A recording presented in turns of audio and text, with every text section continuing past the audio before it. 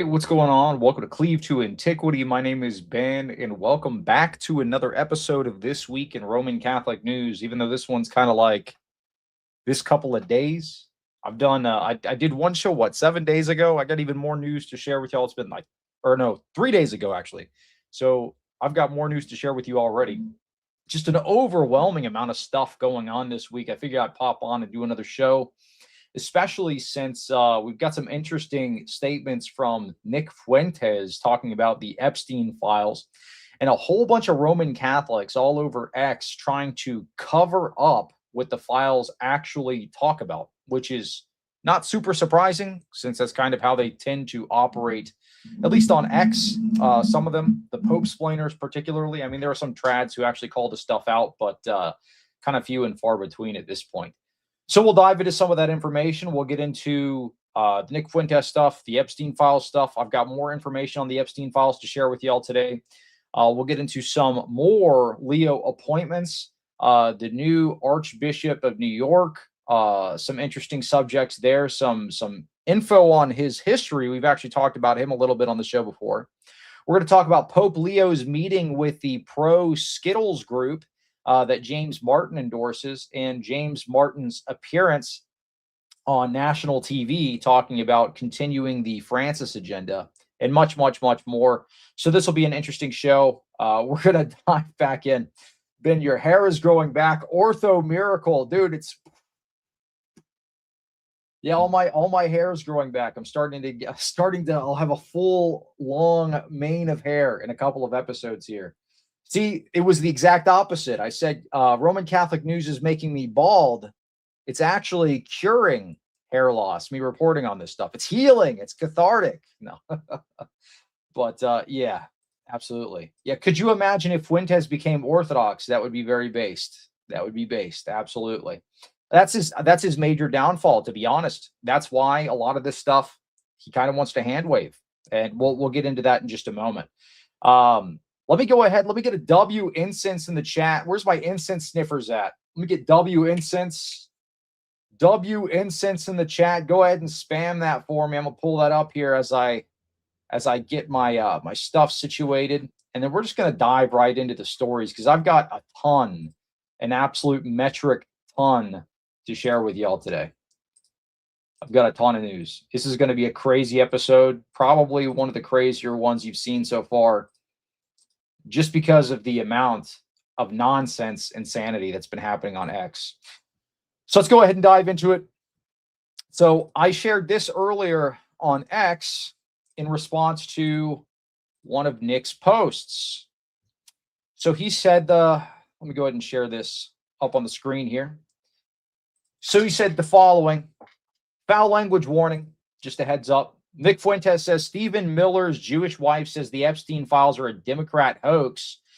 Meanwhile, Stephen retweets Lindsey Graham and Randy Fine all day. I'm so done with these people. Okay. I shared this because look, he's trying to say you're trying to hand wave the files. You're hand waving the Epstein files as some kind of a Democrat hoax. Meanwhile, Nick does the exact same thing. I said, "Isn't this you, dude? These are from his Telegram group." Crazy how out of literally 3 million files, Epstein files, the conspiratards can't even find one smoking gun that's actually real. Not one smoking gun. We've reported on this stuff. I did a 2.5-hour live stream earlier this week, diving through some of the biggest findings. This is like news of the century, implicating multiple different organizations, showing that Epstein was an agent to the Rothschilds, showing that he had Vatican ties. Oh, don't want to mention that. Showing that he funded Catholic Charities in the Virgin Islands, just a couple of steps away from where Epstein Island was. Oh, don't want to mention that. Well, we'll get into that in a moment here. He says more. I've seen more fake evidence than real evidence at this point. Oh, you don't say. The AI generated an image of a girl, bail scanning error, data corruption, so on and so forth. It just goes on and on and on. None of the stuff's ever corrected or taken down either. And if you point out it's fake, you get attacked for defending, quote unquote, defending Epstein. We have reached the height of this mob mentality that isn't going to end well. What the Epstein files reveal is that the upper echelon of the government and finance is very Jewish. That's really about it. He's right about that. I have yet to see anything truly explosive. Yeah, except for the things that implicate your own church, dude. Concerning, maybe, but nothing particularly concrete or damning. So we're going to get into some of this info. He's been making some wild statements on his show lately, particularly about the Orthodox, saying that there weren't any funny Orthodox shows out there. Some people had tagged me in a message that he said on that. He was on what's that guy's, that Reformed Baptist dude's show, Joel Webbin's show, talking about he wants some kind of a truce between the Orthodox and Roman Catholics. And then the next day he goes on a show and badmouths Orthodoxy. So I don't know. He doesn't seem like a genuine guy to me, but I'll reserve complete judgment. I'm just going to point out his hypocrisy and why he wants to handwave this. Because what you'll notice is almost every single one of the Roman Catholics on X over the last week, their immediate knee-jerk reaction is to cover this stuff up. Almost immediately, okay? We saw this in the Pine Sap versus Jay debate that just happened, where Jay called into Pine Sap's show, and Pine Sap's immediate response was, no, that's fake, you're a liar. Anything to do with scandal, that's fake, you're a liar, it's fake, cover it up, damage control, without a second thought. He didn't even know what the document was, and Pine Sap already said, nope, that's a lie, we're covering that up, nope, you're a liar. Even if I were to grant you that you were telling the truth. So it's just, that's the default. And I feel that Nick is doing the same thing here. So I said, isn't this you, dude? So we're going to pull up some information. We're going to start diving into it. Hey, what's up, Templar? Good to see you, bro. Octavian, good to see you as well. Thanks for diving into the chat, y'all. Appreciate y'all watching. Go ahead and like the live stream. Help me reach a super chat goal as well. We're going to be covering some interesting info today. All right, so let me go ahead and start pulling this stuff up. So the first thing that I want to do is I'm going to pull up some of these videos of Nick talking about this particular subject. Give me a second. So he says there is no concrete information here. One thing that I want to point out, because we're talking about the Roman Catholic knee-jerk reaction to cover these things up. Some trads are calling this out, but this was happening all over X the last week, and it was honestly getting nauseating.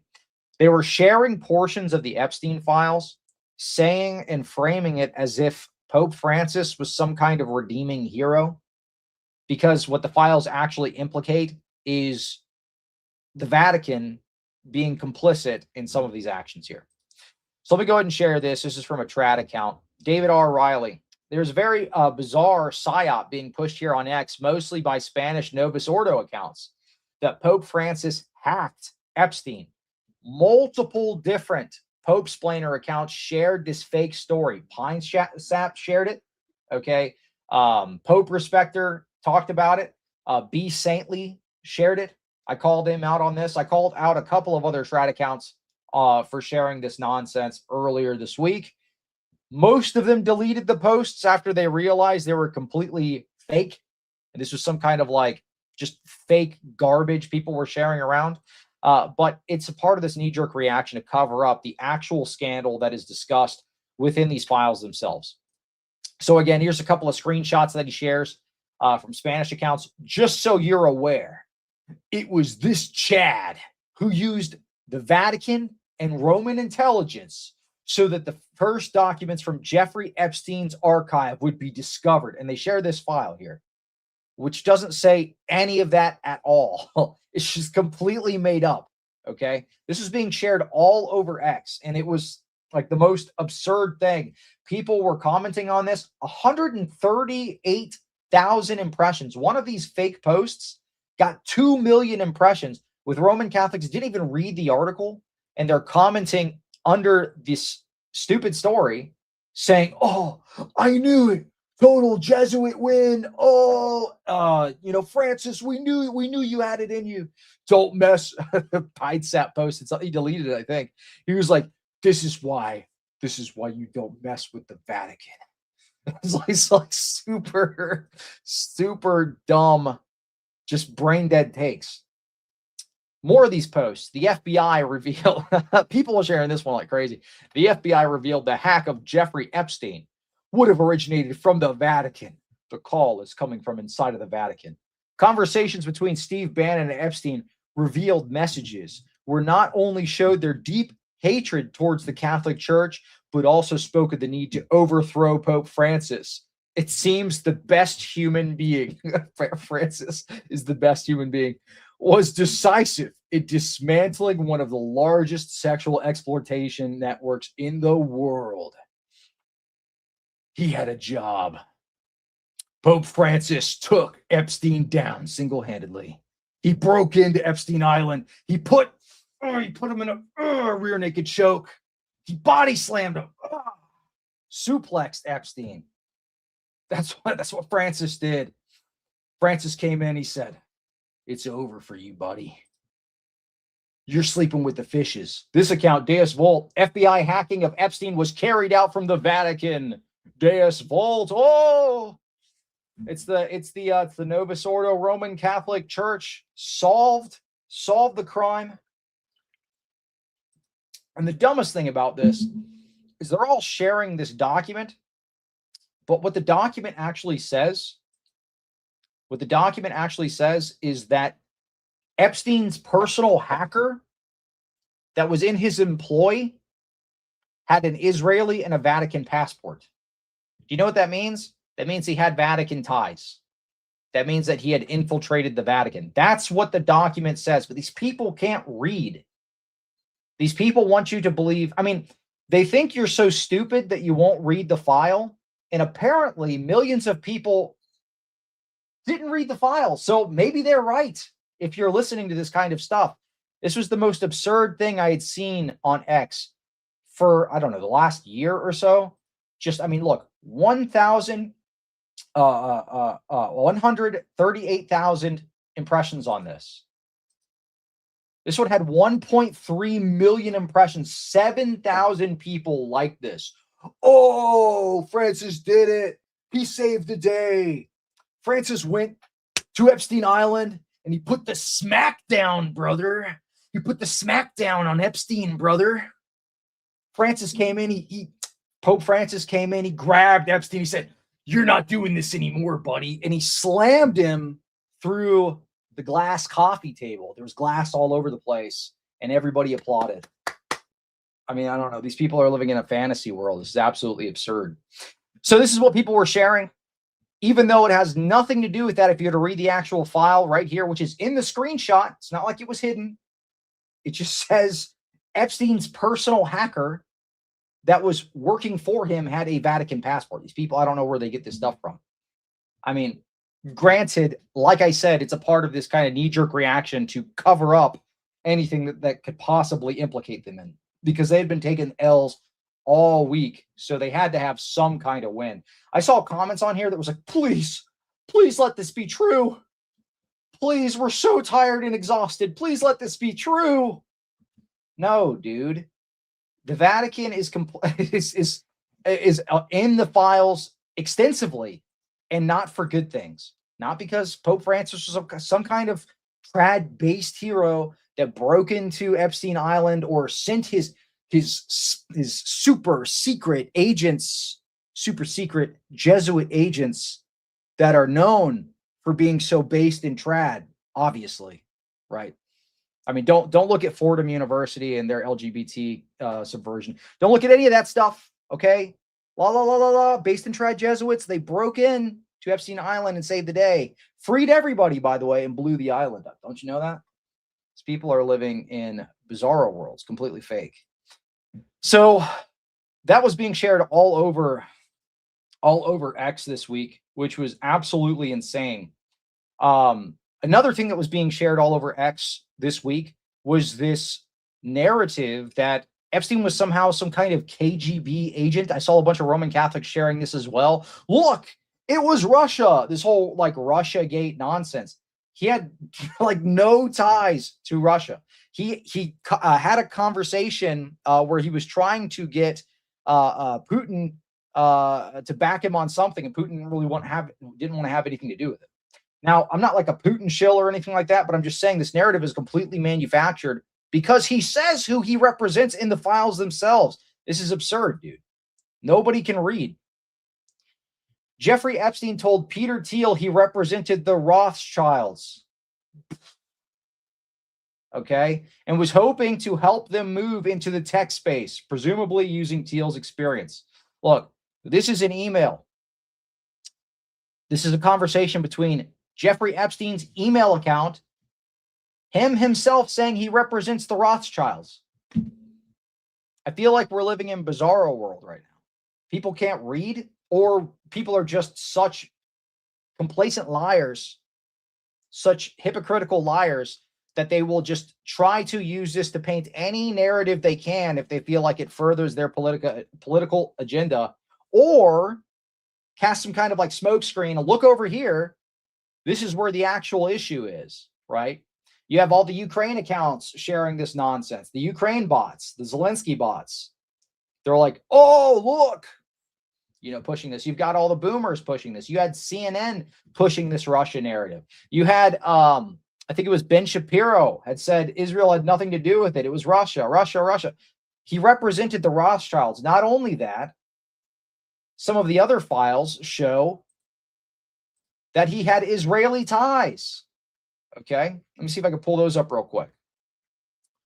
He had Israeli ties. He had trained under the previous prime minister of Israel. It's absolutely ridiculous. Let me pull this up real quick if I can. I think I bookmarked this. Hold on. And there are actually recordings. Here, I'll pull this up. There are actually recordings of Epstein having discussions with the former prime minister of Israel. Oh, he's a KGB agent. Oh, he's a Putin shill. Oh, all these things.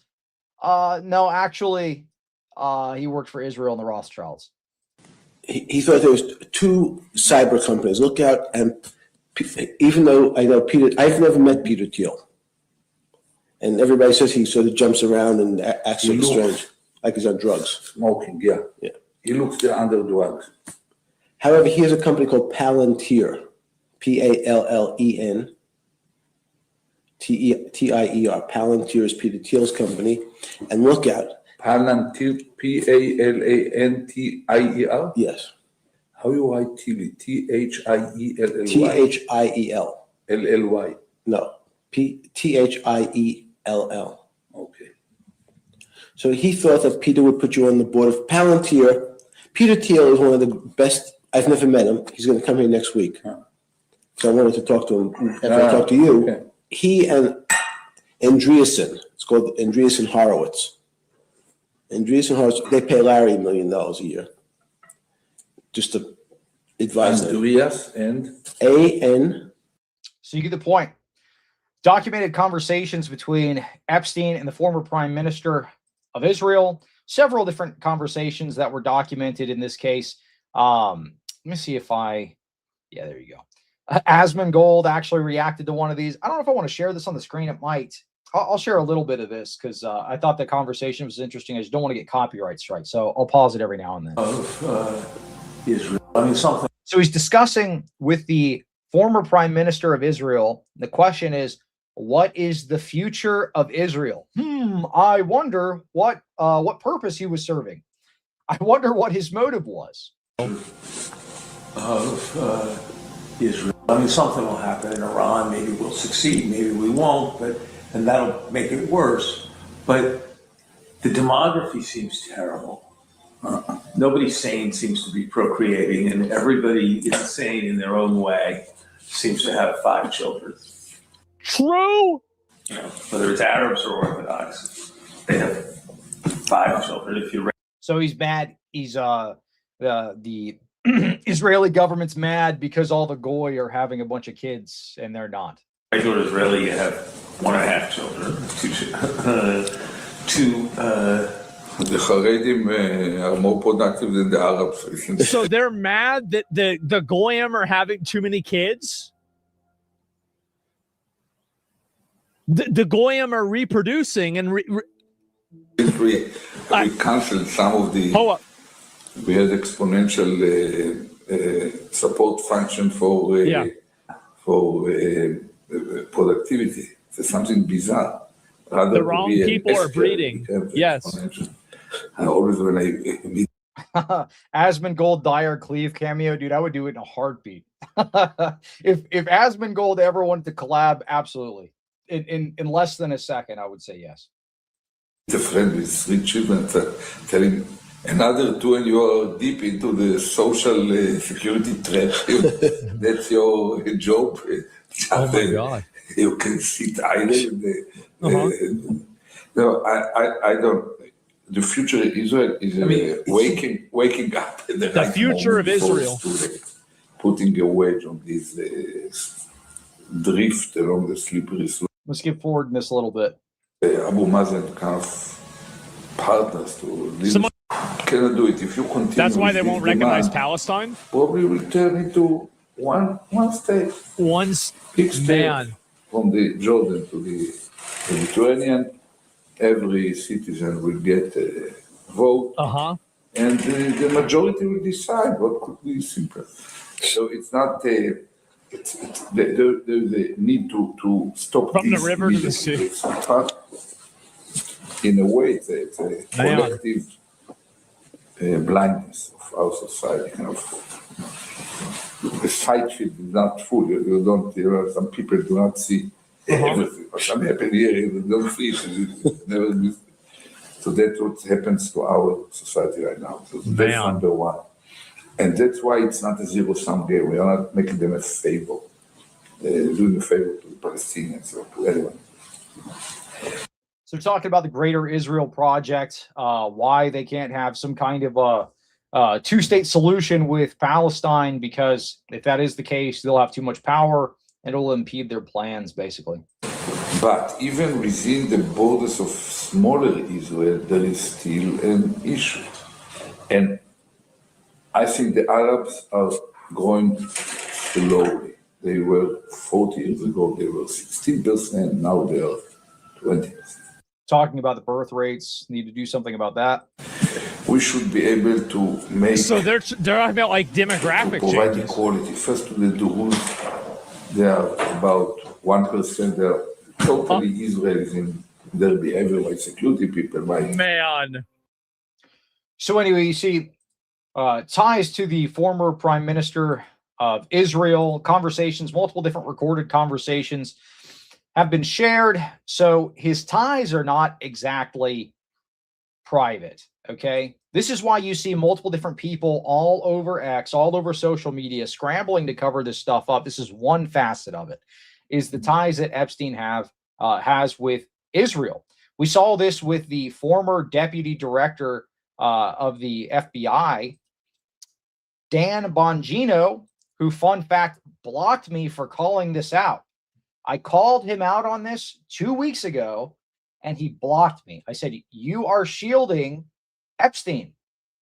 And there is a reason that he's shielding Epstein. Let's take a look at what he has to say. So he's claiming it's just anti-Semite outrage on X. I'm going to share a clip with you just after this, but let's see what he has to say about it. People. The third class of people after October 7th went crazy. Ladies and gentlemen, I don't know how many times I have to tell you this. I stand fully, completely, and strongly against anti-Semitic bullshit. I don't know how many times I got to tell you this. It's amazing how many people think it's like the current thing to say like they hate the Jews or something. Really? You believe that? You realize where that's led throughout human history, absent the immorality of it? Now, you may say, oh, gosh, Dan, I can't believe that that's actually happening. Really? I promise you, go look at the Twitter. The botting that does happen, and again, it's not all botting. The botting that does happen is very well organized. It is totally synthetic. It is all anti-Jewish nonsense. Read the comments. It's from like, I hate the Jews 101 and stuff. Just look at it. You can see it. It's so clearly fake.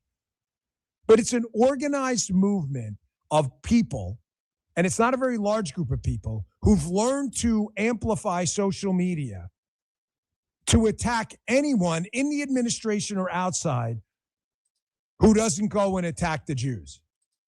100%. Look and just read the comments. Don't take my word for it. Just go and look. Go look. You'll see it. It's everywhere. They all have the same goal. It is to dismantle this movement, take it apart from the inside, cause disruption, pick up the pieces, and rebuild it into something far different than a movement that actually conserves liberty. They all have the same goal. Libs, the anti-Jew crowd, and the doomers. The exact same goal. Once you see it, you'll never unsee it.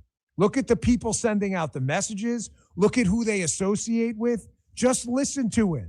Just read the comments. Read their hand. They don't even hide it.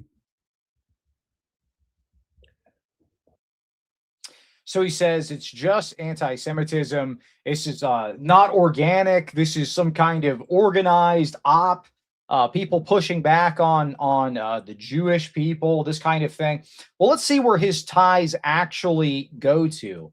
I'm going to share something with you. So this was Dan blocking me. He blocked me 2 weeks ago at the time of this post, I guess, which was about a week. So it's been about 3 weeks since he's blocked me, where I called him out on, this is what I said. I said, so you left your position seemingly running cover for Epstein now to dedicate your time to attacking right-wingers calling this out. I knew he was going to do this when he announced the dumb topics he was going to be covering on his podcast and his whole relaunch thing. Because he stepped down as deputy director of the FBI. Now he's moving into basically being a Zionist chill podcaster. Okay, let's see what he has to say in this interview, though. And notice the question here: what cause is most dear to your heart? Listen to him answer without flinching. He doesn't flinch for a single second. What cause is dear to your heart? Cause is dear to my Israel, the defense of Israel. Whoa, what did he say here? What cause is dearest to his heart? What cause is dear to your heart? Cause is dear to my Israel, the defense of Israel. Whoa. Is it any surprise? Is it any surprise why people like this are running complete cover for Israel in the Epstein files? Oh, it's just an anti-Semitic conspiracy. Oh, it's just you hate these people. Oh, you just want to talk about, why won't you just let Epstein go? Why won't you just stop talking about the files? It has to be because you're some kind of a bigot and not because you care about justice being done, which was your job, Dan. It was your job to make sure justice got handled. But when you had the position, you buried it then. You got into a big tiff with Pam Bondi about it. And then you resigned your position and became a coping podcaster. That's the trajectory that you followed. All of this fallout here, Dan, is your fault because you would rather play cover for Israel than point out the actual truth. And no, that's not anti-Semitic. No, that's not being bigoted. No, that's none of these things. That is you dropping the ball. That is you betraying your country for a foreign interest, because this is the issue that is the closest to your heart. What is number one? What cause is dear to your heart? Cause is dear to my Israel, the defense of Israel. Right from the horse's mouth. So is it any wonder why these people don't want this stuff discussed? Absolutely insane. All right, so let's continue on. Enough with Dan Bongino. He's gonna make me go nuts. But this is one of the key pieces of information from the Epstein files that was super, super important to understanding some of his backstory, some of Epstein's backstory with the Israeli state, some of his backstory with the former prime minister. We're going to take a look at this real quick. This is one of the declassified files that was presented in the Epstein files here. By the way, if you like this type of reporting, support this show, send in a super chat. I do have a super chat goal this show. Help me reach it. I really appreciate it. Let's dive into it. So, unclassified documents from the FBI. This is from an informant here that states Epstein was close to the former prime minister of Israel, Ehud Barak, and trained as a spy under him. Okay. Barak did not like Netanyahu. Okay. Barak does not like Netanyahu. This does not mean that Epstein, however, does not have ties to the Israeli state. or that he did not train under him, under the previous prime minister. Okay, just because two political figureheads have issues with one another doesn't mean that Epstein doesn't have ties to the Israeli state. Okay, he trained as a spy, supposedly, under the former prime minister, and he currently represented the Rothschilds, at least at the time that he reached out to Peter Thiel about making a connection. Okay, what's interesting, though, is something happened. Something happened, and Netanyahu actually responded to this. He's feeling the pressure. Benjamin Netanyahu made a statement regarding the Epstein files, and he even admits, wait a minute, Epstein and the former prime minister had a very, very close relationship with one another. He confirms it himself. Let's take a look at what he has to say, because he admits a bit more than he probably should have here. He just says, no, the info that's there actually means the opposite. Okay. Benjamin Netanyahu says Jeffrey Epstein's unusual close relationship with Ehud Barak, the former prime minister of Israel, doesn't suggest Epstein worked for Israel. Whoa, wait a minute. It doesn't suggest he worked for Israel? Not even at the time that he was prime minister? What are you talking about here? It proves the opposite, he says. Stuck on his election loss from over 2 decades ago, Barak has for years obsessively attempted to undermine Israeli democracy by working with the anti-Zionist radical left in failed attempts to overthrow the elected Israeli government. Barak's personal fixation led him to engage in activities publicly and behind the scenes to undermine the government of Israel, including fueling mass protest movements, fomenting unrest, and feeding false media narratives. You know, that could be believable. That could be believable, Benjamin Netanyahu, if it wasn't for this that we were just looking at just a moment ago. Give me 1 second. I'm going to pull this up. Let's take a look at this. That would be believable, Benjamin Netanyahu, if it wasn't for this here. Wait a minute. What's the subjects being discussed? All right, let me pull this one up. I'll see what it is.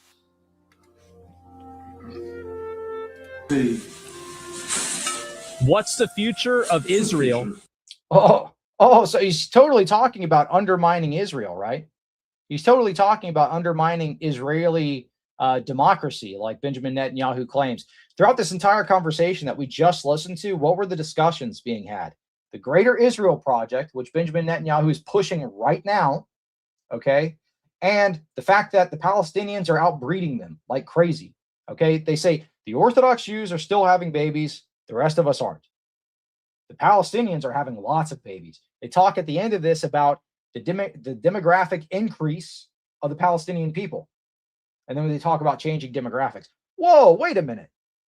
I thought Benjamin Netanyahu said former Prime Minister Barak was only interested in fomenting unrest, only interested in undermining Israeli democracy. That doesn't seem to be the context of the conversations he's having with Epstein. Something doesn't quite match up here. There seems to be something not matching up here. I don't know, but maybe that's just me, little old me, you know. Granted, most of the people aren't able to process this information. I feel like people are brand new to this stuff. They don't know how to read documents. They don't know how to read in context. So they're just getting completely lost in the narrative when this stuff is so clear, dude. It is crazy to me. So yeah, he just wants to undermine Israel, yet they're talking about the Greater Israel Project. They're talking about how to expand Israeli territory, so on and so forth. So let's get back into Nick Fuentes wanting to cover up some of this info. So just again, let me pull this up on the screen.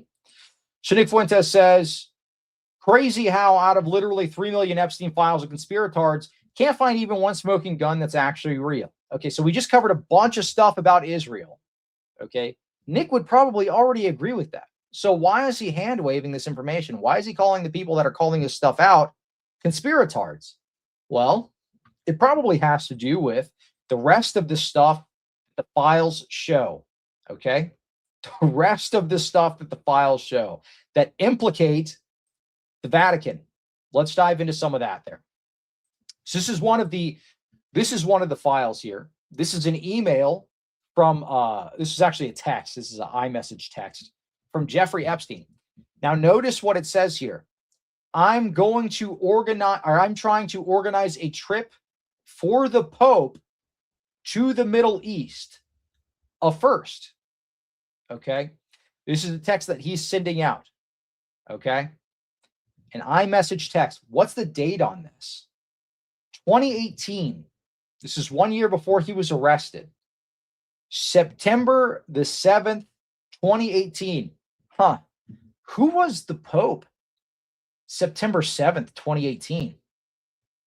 Well, that was Pope Francis, right? So why is Jeffrey Epstein organizing a trip for the Pope to the Middle East?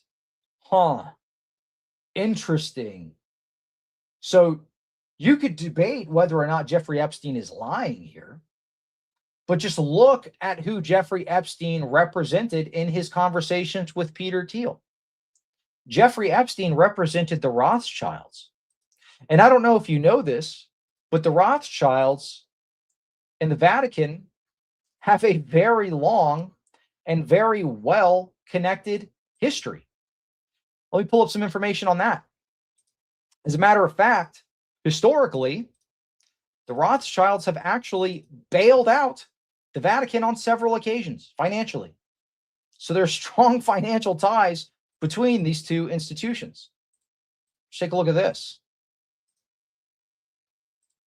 Rothschild loans to the Holy See. Wait a minute.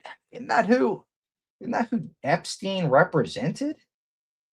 Wait a minute. So you're telling me Epstein's sending texts saying that he's planning trips for Pope Francis to the Middle East? This is in September 2018. Epstein represents the Rothschilds. The Rothschilds have historically given loans to the Vatican. Epstein worked in finance. I wonder if there could be a connection here, maybe. Rothschild loans to the Holy See refers to a series, not one, a series of major financial loans arranged between the Rothschild family and the Holy See of the Catholic Church. Wait a minute. When people give loans, are they typically doing that out of the goodness of their heart? Or do they expect something in return? I'll let you answer that question. I'm going to assume everybody watching the show is smart enough to answer that question. The first loan occurred in the 1800s, took place in the aftermath of Napoleonic Wars during the pontificate of Pope Gregory, so on and so forth. The loan agreed for was a sum of 400,000 euros, equivalent to 4.7 million in 2023. A second loan occurred during the pontificate of Pope Pius in the 1850s, so on and so forth. So there's been several different loans. Okay, in the 1900s, so on and so forth. The article even covers Catholic-Jewish relations. I wonder what could be the connection here. Wait a minute. Catholic-Jewish relations with the Rothschilds in an article about the Rothschilds and the Vatican? Maybe there are some pieces here that could be tied together. Well, let's look at more information that is covered in the Epstein files that have to do with financial ties between Epstein, who represented the Rothschilds, and the Vatican, and Vatican NGOs specifically. We spoke about this briefly in our last show, but I'm just going to go ahead and I'll pull up a nice little graph here that I made so that normies can follow along. So I feel like sometimes you give people information, but if they don't have like nice pictures, it's hard to stick in their head. So let's take a look at this.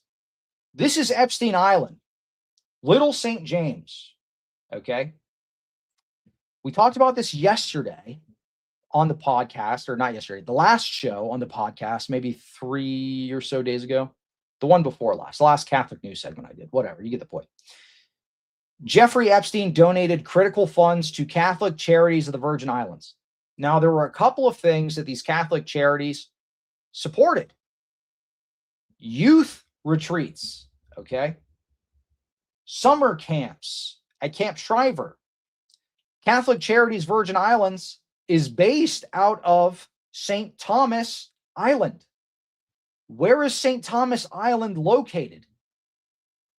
Right freaking next to Little St. James.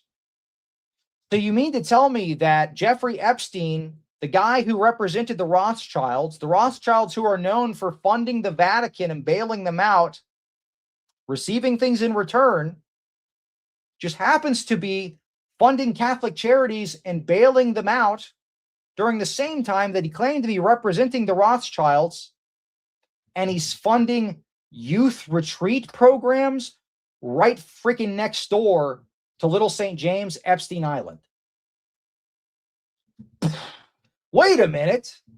Could this possibly be why Nick Fuentes doesn't want to discuss this? Because it exposes the Vatican, it exposes Roman Catholic NGOs as being massive human trafficking operations? Maybe. You know who's calling this out? Not just me. Trad cats are calling this out as well. Lepanto Institute called this out. Roman Catholic NGOs that call out SA amongst the clergy have been calling this out. But what do the Pope splainers, what do the Roman Catholic apologists do? They make up these false smokescreen narratives to distract from the massive implications that the Vatican has in these Epstein files. It is mentioned thousands of times in the Epstein files. I don't know if you know that. Go to the Epstein file, look up, type in Vatican, see how many times that thing pulls up. This is why they do not want you to look deeper into the files, and they want you to be stupid. They want you to think that Pope Francis was some kind of a hero, that he broke into Epstein Island and just, oh, take that, Epstein. I'm putting you in a rear naked choke, brother. You're going down. That one Spanish account was like, the best human alive. Took down Epstein. Took down the biggest human trafficking network in the world. Francis is my hero. No, dude. Epstein's literally talking about giving the Pope, like, he's talking about making travel plans for Pope Francis, the best human in the world. And he's giving money to Catholic Charities for kids' retreats at an island that is right freaking next to Epstein Island. I don't know. I think I'm going to get too worked up, but here's the thing. I just feel like you have to be stupid not to see the connection. It doesn't need like way too much more explanation than this. Okay. Epstein gives money to Catholic Charities. He works for the Rothschilds. The Catholic Charities location that does these youth camps is literally right next to his friggin' island. So what Pope Leo needs to do is he needs to inquire of this NGO that actually operates off of his express apostolic blessing, by the way. Is not something completely removed from the Vatican. Because I had a bunch of people cope about that. And they were saying, it has nothing to do with the Vatican, bro. This is just an NGO. Don't you know this? It has nothing to do with the Vatican, dude. You're just coping, dude. You're just an angry ortho, bro. No, don't you understand? These NGOs, the Catholic Charities NGOs operate off of Pope Leo's explicit blessing. He gives his full support to Catholic Charities. He could ask them to open the books and to see what happened with his money, where it went to, and what happened with these kids. He could do that. That's actually what Lepanto Institute was calling for. But I don't think we're going to see him do that. But this is one of the big things that Nick Fuentes wants to cover up. I would be completely shocked. I would be completely shocked if he covered this in his show. If he covered the fact that Catholic Charities is operating a human trafficking operation right next to Epstein Island. Or at least calls for, even if he doesn't go that far, at least calls for Pope Leo or somebody to open the books on this subject to do a little bit of research. But no, he wants to cover this up because when I mention on his X page about the Roman Catholic Church supporting mass immigration, you know what he does? He deletes his freaking posts. He deletes his posts so that people don't see his precious Vatican get called out that could do no wrong. Okay. I posted this right underneath one of his posts talking about how he was going to go live and expose ICE. We're exposing ICE now, or not exposing ICE, exposing the anti-ICE rhetoric that some of the Democrats were making. I said, well, you know what? If the Roman Catholic Church would stop supporting uncontrolled mass immigration, we wouldn't have this issue in the first place. And I linked him to this. 2 cardinals of the Roman Catholic Church, Cardinal Cupich and Cardinal Tobin, siding with Minnesota, rejecting ICE. And he deletes his post. So, oops. That one got a little too much traction. We're going to delete the post now. So if the Roman Catholic Church would stop supporting this nonsense, we wouldn't have these issues. I covered this extensively in the last show here. Okay. Where in Spain, they called for the naturalization of 500,000 illegal immigrants to be naturalized as citizens in 2024. You know what happened in this year, 2026? Spain naturalized 500,000 illegal immigrants. You know what the people at the parishes said? You know what the people at the lay level said? They said, this sucks. We hate this. They're attacking us in the streets. They're essaying our family members. We do not want these people here in our country. Please kick them out. You know what the church says? We make too much money doing this. Because it's one big human trafficking operation at this point. But when you call it out, the post is deleted by the post author. Absolutely ridiculous. You call any of this stuff out, they just want to cover it up immediately. All right, we're going to continue on with this stuff. But let me go ahead and check out the super chats here. Is it back and buys or chest and tries day? Cleve, yes. Yeah, dude, I've been I got a good recommendation for some protein powder from for fast days from a buddy of mine at church that does he does lifting. And I was like, dude, what do because I use whey isolate usually. I'll do whey isolate, I'll do creatine. But on the fasting days, you can't do dairy and stuff. So I'm like, well, what do I use? So he recommended this like nice rice protein. And it's been pretty good for the Wednesdays and Fridays and stuff. Thank you for the super chat, by the way. Talk that talk, Cleve. Oh, I'm going to keep talking, man. I got a lot more to expose here.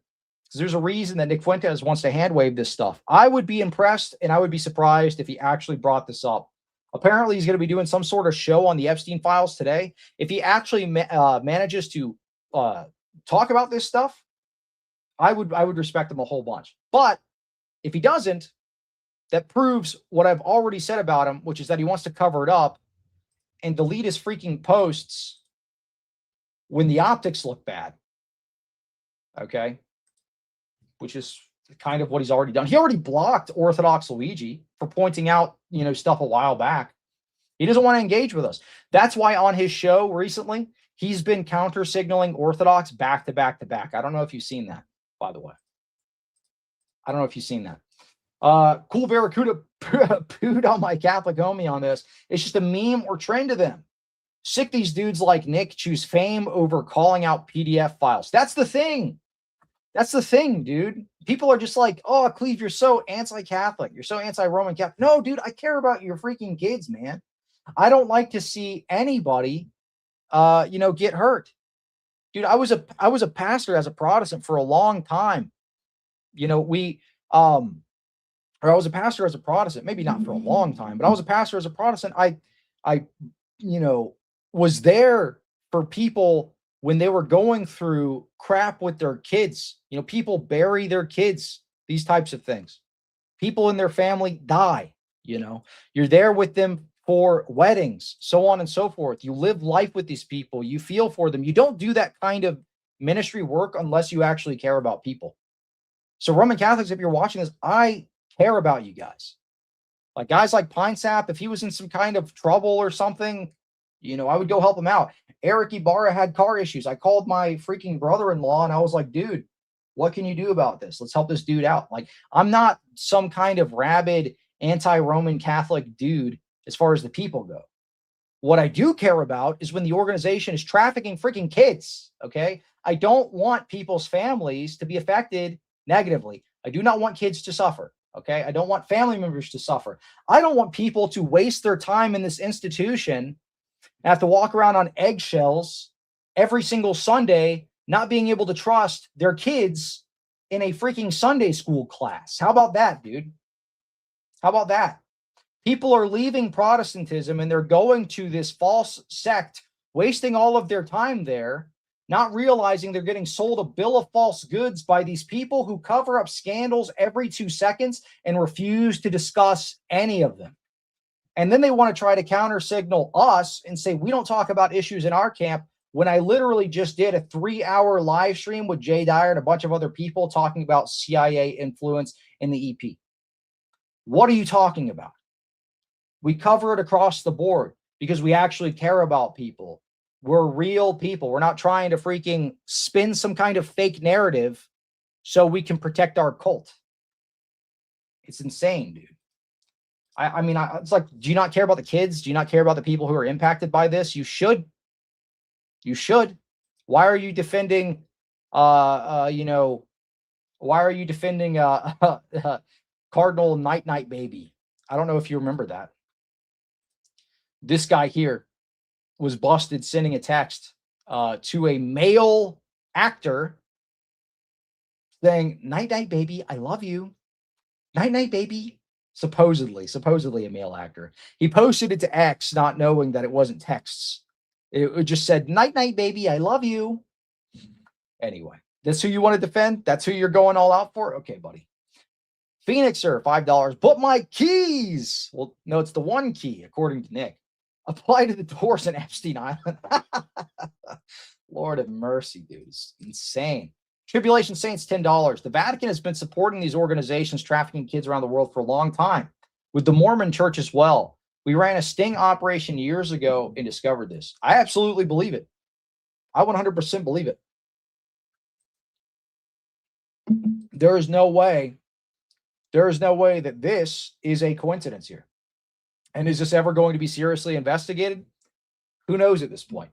It should be. The connection seems very obvious. It should be investigated at this point. But is it going to? Are we going to see any other Roman Catholic big accounts call this out? Or are they all going to plug their ears, close their eyes, and pretend like it doesn't exist? I think it's going to be the latter. I think they're going to continue to make up their fake stories, like Pope Francis hacked Epstein Island, which is stupid, okay? Pope Francis hacked Epstein Island. I mean, come on, guys. What are we dealing with here? This is just as crazy as some of the other stuff we've seen. My Glow, $5. My girlfriend and I are catechumens. How do I bring this stuff up without sounding like a full-blown schizo all of a sudden? I would not. Your girlfriend doesn't need to know all this stuff, to be honest, dude. This not everybody can handle this type of information. I'm just going to be completely honest with you. I was talking to a buddy from church about this, and he was saying something like, I show my friends this kind of stuff. I show my friends the geopolitics stuff, and they don't want to talk about it. Well, yeah, no duh. Like normies don't care about this. That is the whole point. Also, I mean, it's kind of like our job as men to protect our wives who are a lot more emotional than we are from things like this that are going to unnecessarily distress them. I mean, really, what's your girlfriend going to gain from knowing about all of this stuff? What is she actually going to be able to do about it? To be honest, it's your job. You're the man, right? You're the man. You deal with it. Protect your girlfriend, protect your wife, right? They don't need to know about all the horrors of the world. You talk to them about the faith, okay? You talk to them about what they need to know during the divine liturgy, what they need to know as far as raising, good family, and you model a good, godly life to them. Make sure that they're going to church with you, divine liturgy, doing your nighttime, your morning prayers together. Those are the things that you model for her, and she needs to know and be able to emulate. She doesn't need to know about the geopolitical conspiracies and all this stuff. It's just going to drive her nuts, right? Women are a lot more emotional than we are. Colton Beltran, not sure how to articulate it, but when Dan talks about the subversion of the government, he's talking about himself and Israeli influence. Kind of wild. Yeah, absolutely. He's like, these people, they're bots, they're fake. This is all manufactured. They're anti-Semitic. And then another clip. Yeah, the issue that's closest to my heart, Israel, the defense of Israel. Without hesitation, dude. It's insane. Absolutely bonkers. All right, so I've got more to cover. But the Nick Fuentes stuff I thought was kind of egregious.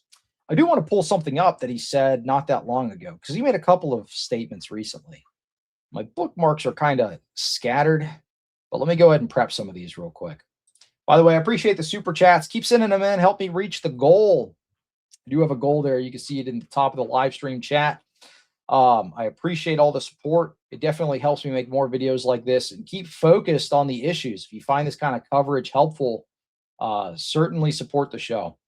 All right, so let's take a look. So he was just on Joel Webbin's show not that long ago, and he makes a couple of statements that come off as complete cope. Notice this is something that he is actually very worried about. This was only 2 days ago. Nick Fuentes takes issues with the Catholic Church's globalist turn in recent decades, predicts it won't last long. Oh, they're going to become based in trad, trust me. Just because they're all skittles and stuff now, just because they're supporting illegal immigrants and they're doing all these kind of like James Martin talks and stuff now, it's going to turn based in trad. Trust me, it absolutely will. So that's his take. I don't think that's going to happen. This is what he says. As time goes on, the newer generations of the clergy will reflect the contemporary spiritual state of Catholics in reaction to feminism and nihilism. So he says, yeah, it might be cringe now, but it's not always going to be cringe. Trust me, guys. And I like the idea of the Pope as a unifying figure that can give advice to the heads of state as a spiritual father and be on some level neutral in a political sense. But I do agree that in recent, I'll give some concession here, which is that the Pope is clearly embraced a globalist ideology. I mean, I saw the tweets when they selected, seeing, like some of his tweets on immigration. I was like, oh, this is not great. It's brutal. And then to follow it up with blessing blocks of ice. It's like, yeah, that was a hard day. I felt for you. I was like, it's been a tough 25 years on the planet. It's a tough moment. Yeah. Or I guess ever since Pope Francis maybe. Yeah. Benedict wasn't so bad, but clearly Pope Francis and now this new Pope apparently also, it is taking an anti-national bent. Yeah. Ideologically, critical of borders, the existence of borders, this kind of climate politics, which does.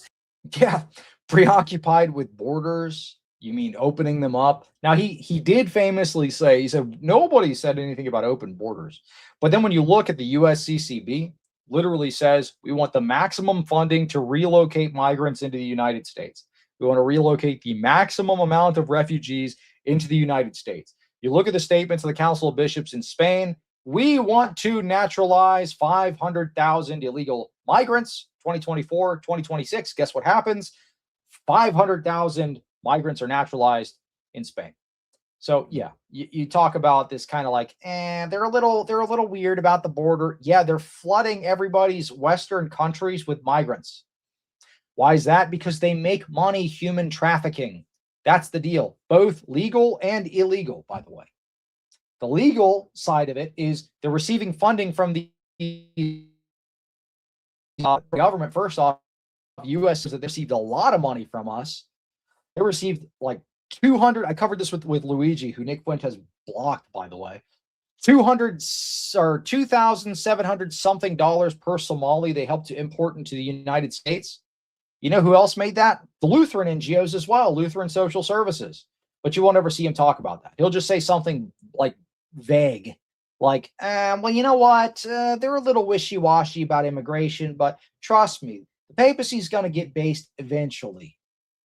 Kind of beg for a global political action. And so to me, that seems like, oh, that's just the consistent application of Catholicism. Right. I see those, I actually see those actions of like, this is the logical outflow. But you're saying, to be fair to your argument, you're saying, no, I don't think that's inherent to Catholicism. It doesn't have to be. I don't. I think that that just sort of goes with the territory. I think that the Catholic Church, the older generations are very liberal because the Catholic Church was animated in the last century by social justice, which had a different kind of flavor. And, they were, it's the love of the poor. It's this sort of thing.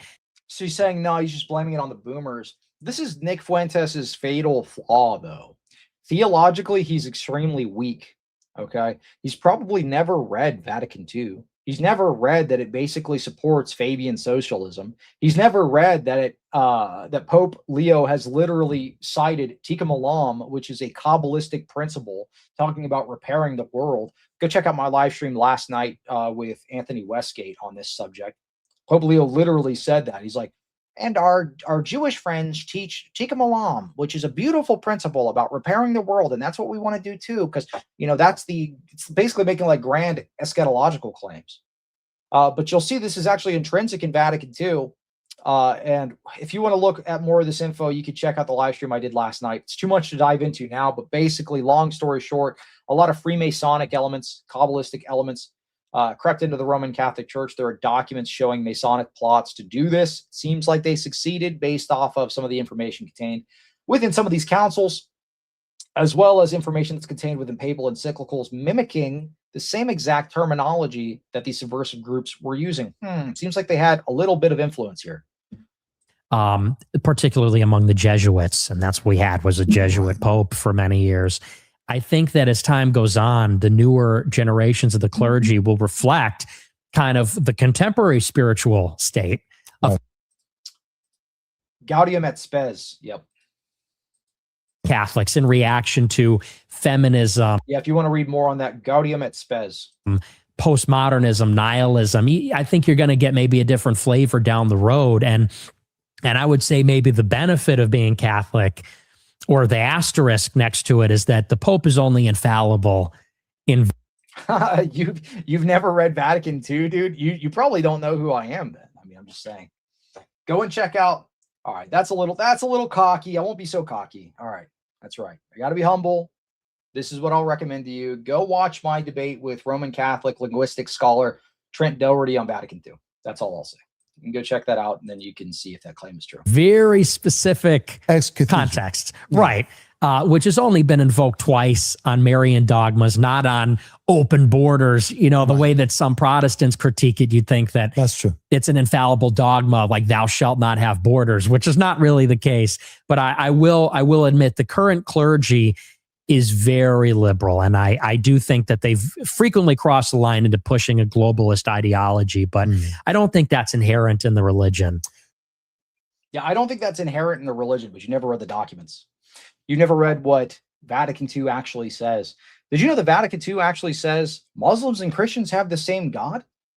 Do you know what the Alta Vendita pushes? Pushes religious pluralism. The Alta Vendita was a text, a Freemasonic plot, okay, that was uncovered, a text. All right, this is actually shared by popes. They share this as a warning. They say, look, this is what the Masons say they want to do to us. This is why we're banning Masonry. Well, you know what the Alta Vendita says they wanted to accomplish? They said, we want to disseminate liberal axioms among the Roman Catholic Church. We want to promote religious pluralism, okay, and we want to implement the separation of church and state. Well, guess what we already have in the American context? We have the separation of church and state. But what about liberal axioms? Wait a minute. Didn't we just see some kind of like massive pride parade into the Vatican this last year with Pope Leo's blessing, where he literally blessed a bishop to go give the Eucharist to unrepentant skittles Roman Catholics? Wait a minute. Does it seem like the Vatican is pushing liberal axioms more and more and more? Why does it seem like everything that the Vatican is pushing out nowadays at the higher levels, the hierarchy, they're pushing out your basic leftist talking points nonstop, back to back to back? Doesn't seem intrinsic to the institution, does it? Oh, wait, no, it does. Guess what? Vatican II talks about religious pluralism. Did you know this? Muslims and Christians have the same God. Did you know Nostra Aetate stated that? Did you know that it actually states that Hindus and Christians have the same God? It uses the capital G in the positive sense there within the document itself. Did you know that this is confirmed by later papal statements where they literally were like congratulating Hindus on their holiday, saying, we love like your worship of our God, basically. Like we all worship the same God. I did a show on this, talking and walking through these documents here not that long ago. I've done several shows covering Vatican II. And the Roman Catholics don't care about this. They'll say, you're misrepresenting Vatican II. You're misrepresenting this and that, and this and that. That's how I came up on this platform debating Roman Catholics on Vatican II. I don't know if you know this. Okay. Back to back to back. All right. Back when all of that was popping off, that's what I did for fun. We'd set up debates on these subjects, debating Roman Catholic linguistic scholars, debating other apologists, so on and so forth on this subject. We've covered this extensively. But they want to go, la, la, la, la, la, la, la, pretend like none of that ever happened, pretend like these documents weren't issued. They say that this is not actually what it says. But then when the Pope himself comes out and says, yeah, this is what it says, they say, la, la, la, I don't have to listen to the Pope. I can just interpret these documents however I want. Well, wait a minute. Okay, so if Muslims have the same God as Christians, if Hindus have the same God as Christians, if Jews have the same God as Christians, wait a minute, doesn't that sound like religious pluralism? It seems like the Masons had their way, huh? Seems like the Alta Vendita, the goals set forth in the Alta Vendita came to fruition today. So you don't think that is intrinsic in the religious system? Yeah, it's completely subverted. Completely. Vatican II was the beginning of the end. Granted, we'd say the Great Schism was the beginning of the end, but Vatican II became very obvious. Extremely obvious. But anyway. So, yeah, that's a bit of a cope, but it just shows he really doesn't know much about his own religious system at all. And this is evident within the Jay Dyer debate between Jay and Nick. I'm not going to rag on him too much, but I will watch a little clip of him talking about this, and it'll just really highlight to you his ignorance on these subjects. But I want to dive into this too. Nick Fuentes explains how the Catholic Church being relatively, despite being relatively liberal now, remains one of the most truly conservative institutions in the world. They will never be progressive. What? Have you watched this segment? I mean, Nick probably hasn't watched this segment, but you guys have seen it. There's so much to cover, dude. Like we just covered like back to back to back Skittles, pro Skittles appointments, all of the cardinals being promoted to the cardinalate. All of the archbishops are pro Skittles. You know, they just put in place the Archbishop of New York, who's the people who were working for him previously literally left their position to go and get married to a man. This is the people that he surrounded himself with. And he knew that he was like this. And another bishop actually attended the Skittles wedding. Insane. To the credit of the Catholic Church, it will never be progressive, which is, and I think to your point about the critique with Protestants, not something that you could really take for granted, which is to say that in the 21st century, in the current year, when they're outdoing themselves with how radical they can get with transgenderism. And it seems like the dominoes fall so quickly. It went from like everybody seemed to sort of be against homosexuality. And now it's like, if you're not on board with like transgender kids, you know, you're a Nazi, you're a fascist. The Catholic Church, to its credit, is holding the line against all of it. Yeah. Against feminism, against every form, contraceptives. Is holding the line against feminism. Dude, did you not know that the Roman Catholic Church just appointed the first female to lead the dicastery, for the clergy, basically, or religious lives?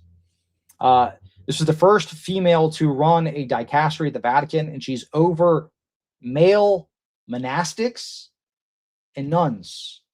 This lady, she said, God is a woman. She praised feminist pagan ideology. Roman Catholicism is a bulwark against feminism. They're a bulwark against feminism. Well, what if I told you that the reason that people don't wear women don't wear head coverings today is because of a feminist protest in a Roman Catholic Church, and the Roman Catholic Church kissed the feet of those feminists and bent the knee to them? Do you know this? I can cover that in just a moment.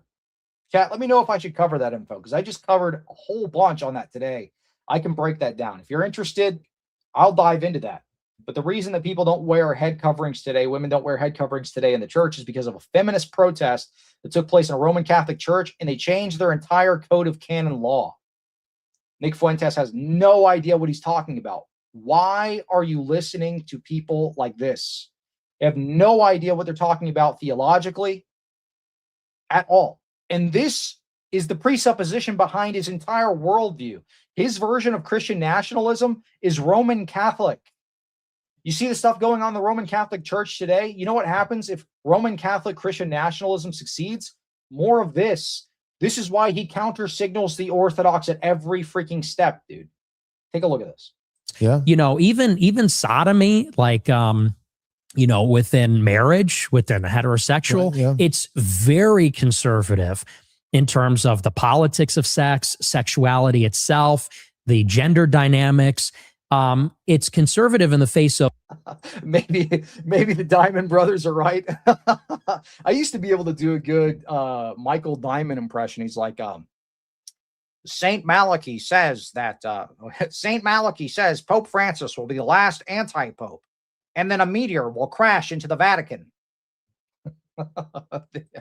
Those guys are wacky. of all of that stuff, which, you know, on the contrary, with a lot of Protestant sects, I mean, they are as liberal as it gets. And I recognize it's not all of them. What's the difference between Nickel and Joel? Joel is a Reformed Baptist, for now at least. But you've got Protestant churches with straight up BLM, trans, rainbow flags. And, you know, in this period of, You've got Roman Catholic churches with pride flags and stuff outside of them, BLM flags. We cover that all the time on this show. radical change, the Catholic Church seems to be one of the only things that stays the same. And, you know, and I understand. It has not stayed the same. You're absolutely nuts. You have no idea what you're talking about, dude. Go and look at the Roman Catholic Church pre-Vatican I and post-Vatican, or pre-Vatican I even, and post-Vatican I. Then look at the Roman Catholic Church pre-Vatican II and post-Vatican II. It's completely different. Completely different church. Liturgically, 100% changed. The liturgy completely changed. Their teachings completely changed. Protestants are no longer condemned heretics. They're separated brethren. Now they're fully invested in the ecumenist movement, the ecumenical movement, which is a synonym for Masonry, basically. You talk about Masonry as being a subversive element, you're not necessarily talking about the organization, you're talking about the ideology behind it, which is actually what the Alta Vendita says. It says the soldier dies and the war rages on. They don't care about placing a Freemason on the seat of Peter. They just want to open up the clergy to liberal ideas, enlightenment ideas and principles, religious indifferentism, religious pluralism, and all of these things. So that seems like they've done a pretty good job at subverting them. So Masonry, by another name, would be the ecumenical movement. That if you wanted to point the finger at an organization to embody that, perhaps, I mean, there's tons of them, but perhaps the World Council of Churches would be a good example. Of course, there are liberal priests and liberal bishops, and you know, even in Europe, they're rebelling. They're pushing the envelope. They're trying to bless gay unions in opposition against Rome, in opposition against the church. But it's the exception. It's not the dogma, and it's the exception. The Pope sent a bishop to give unrepentant Skittles people the Eucharist in the Vatican after a big pride parade. It's the exception. No, this is what they're blessing. This is what Pope Leo is blessing. This is coming from the top down. You know what? I will listen to the last 30 seconds of this, but then I'm going to show you a bunch of info to disprove this claim. And then I'm going to dive into that feminist thing because I think that's important. Still feel something familiar when you go to a Catholic church. There's still the tradition. There's still the reverence. There's still some, even in the most liberal Novus Ordo churches, there's still some passing resemblance to the Mass and the sacraments that have been around for 2,000 years. And I know a lot of traditional Catholics would say, and they say, oh no, it's completely different. It could be a lot worse in the context of where the world is. So that is what I actually admire, is that it is maybe the most conservative institution in the world at this point. Yeah. So that's what he said. It's the most conservative institution in the world at this point. Yeah, that's an absolute lie. You know who that is? The Orthodox Church, the actual Catholic Church, the one holy Catholic and Apostolic Church. Nick, become Orthodox, dude. Look, not all of Nick's takes are bad. Not every single take that Nick has is bad. Theologically, he's way off. This is his Achilles heel, okay? His Roman Catholic ties, this is his Achilles heel. because it forces him to make stupid takes about the Epstein files, saying you're a conspiratard if you pull all of this stuff up and you show the Vatican connection there. Okay. Saying that it doesn't matter, the Roman Catholic Church is the most conservative. Don't worry, if we just wait a little longer, guys, it's going to get better. Even though they've got pride flags all over the place. Even though they've got pride flags all over the place, trust me, it's going to get better, guys. That is not the case, dude. It is not going to get better. It's going to get worse, because this is actually what Pope Leo is pushing. This is from the top down. This is not an exception. This is the freaking rule. Okay, let's take a look at this recent interview with James Martin, who's on Stephen Colbert, talking about Leo's agenda. This is Leo's path forward. This is the Roman Catholic Church getting better. Let's see if Nick is right about this. Does he have good takes or what? Initially, we talked about ministry to LGBTQ Catholics, which is part of my work. I know Francis, the previous pope, had been open to expanding that ministry. What's the word on what Pope Leo has to say? Yeah, the message I got from him was that he's continuing Pope Francis's mission and message of welcome and inclusion, and he wanted that to be broadcast. This is the most conservative institution in the world. You heard it here first. Nick Fuentes says this is the face of conservatism right here. To expanding that ministry. What's the word on what Pope Leo has to say? Yeah, the message I got from him was that he's continuing Pope Francis's mission and message of welcome and inclusion, and he wanted that to be broadcast. Pope Leo wants it broadcast to the world. He's continuing his message of inclusion and welcome, and we're going to let lots of Skittles people do whatever they want in the church. We're so conservative and trad. Yippee! That's... I mean, you can't make it up. You can't make this up, dude. This is the kind of stuff we report on week after week after week on this show. I don't know how you could be so deluded with your head buried in the sand to think the Roman Catholic Church is a conservative institution. This is where Pope Leo is taking the church. If you don't see this, you're completely blind or you're lying. Okay? Again, this is Nick Fuentes' based trad church. This is, if you just wait, it's going to get better. It's the most conservative church in the world right now. His words. Pope Leo has to say. Yeah, the message I got from him was that he's continuing Pope Francis's mission and message of welcome and inclusion, and he wanted that to be broadcast. Yippee! Pope Leo wanted that to be broadcasted. Okay, this is coming from the top down. If you think this is just something that James Martin is saying, well, let's take a look at what Pope Leo just did and who he just met with. Okay, so let's take a look at this, because this will be eye-opening for quite a few of you if you think this is some kind of a one-off or something.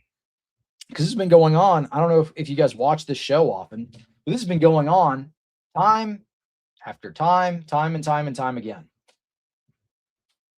I think I shared this, or did I bookmark it? Let me check my bookmarks. By the way, if you want to support the show, consider sending in a super chat. I really appreciate it. Help me reach the super chat goal. I always forget to make the comments subscribers. Hold on. Let me do this real quick. Let me flip that switch right quick, y'all. Let me flip the subscriber only switch real quick, y'all. So that way you can support the channel. I appreciate y'all watching the show. I'm going to get in depth with this stuff. What you'll see with Pope Leo's involvement is going to be absolutely insane. So let's take a look at this. I do that every single stream. I always forget to turn that on before, and then I do it after. All right, let's take a look. All right. This is a Vatican insider reporter, Diane Montega. What you'll see, she reports on this stuff all the time. Pope Leo receives Courage International in private audience. Wait a minute. Courage International? Where have we heard that before? Courage International is the same exact group that James Martin shills to everybody. The pro-Skittles group. Okay? Now, they purport themselves to be pro-chastity and all of this stuff, but that's not exactly what you hear James Martin pushing, and that's not exactly what you hear the leaders of this institution pushing either. So this is who he just received in a private audience. For context, by the way, not even Pope Francis was so bold as to meet with these people privately. He sent Jimmy Martin to go and do that. Pope Francis is meeting these people in person. First ever time this has happened with this organization. We are profoundly grateful for the Holy Father's time, his encouragement, and the peace and joy this encounter brought our staff and members, representatives of the organization said after this meeting. The private audience with Courage International comes just days after Jesuit Father James Martin appeared on The Late Show with Stephen Colbert, where he described Pope Leo's approach as being continuing Pope Francis's mission of welcome and inclusion. While Father Martin sought to highlight this continuity, Pope Francis himself never met with Courage International. Never met with them. This is a first. This is your based in trad church. Oh, but according to Nick, this is just some kind of an exception to the rule. This is the most conservative institution in the entire world, the most conservative church in the entire world. You have Pope Francis meeting with this pro-Skittles group. So we call it Our Lady of Courage. Oh. And this little message. Oh, okay. Thank you very much. Thank you. Yes. Thank you. Okay. Sent a sweatshirt All for right. you. Okay. Thank you very much. All right, please. Thank you. Okay.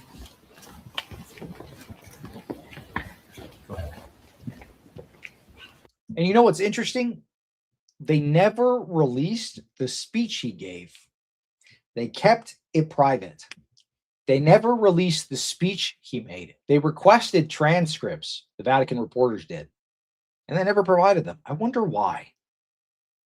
I wonder why. What message could Pope Leo possibly not want the world to see when communicating with this pro-Skittles group? I wonder what that message could be. Could it potentially be the same message that James Martin said Pope Leo told him, which is that he's going to continue with the message of inclusivity when it comes to the Skittles community? And we see this time and time and time again, and we see real world examples of this playing out with Fiducia Supplicans and its application. I don't know if you remember that, but that is basically the statement, the teaching that was pushed forth, stating that basically the Vatican, the Roman Catholic Church, could give Skittles blessings. They could give Skittles blessings to Skittles couples. They'll give the blessings to the Skittles couples. Well, let's see how that's actually playing out and what that looks like in the Roman Catholic Church today. Again, reminder, what you're about to see is the most based in trad church in the entire world, according to Nick Fuentes. He really has to stop with the theological takes, because this is his absolute weakest point. 6 Catholic dioceses special permissions for ritualized blessings for Skittles people.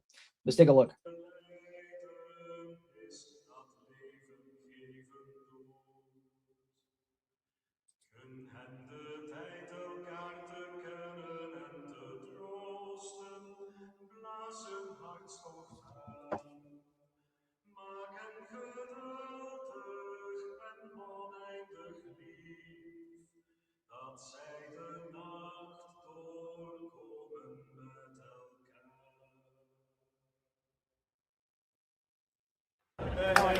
Hey!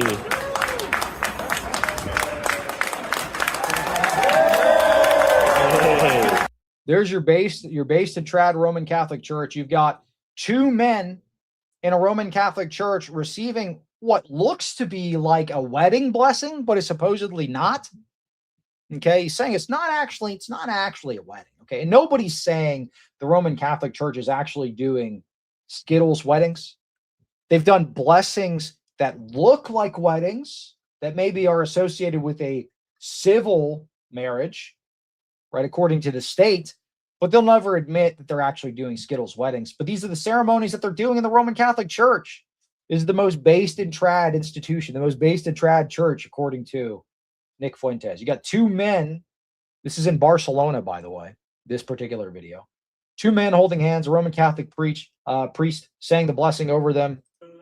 This is apparently in 6 Catholic dioceses. Ritualized blessings for them.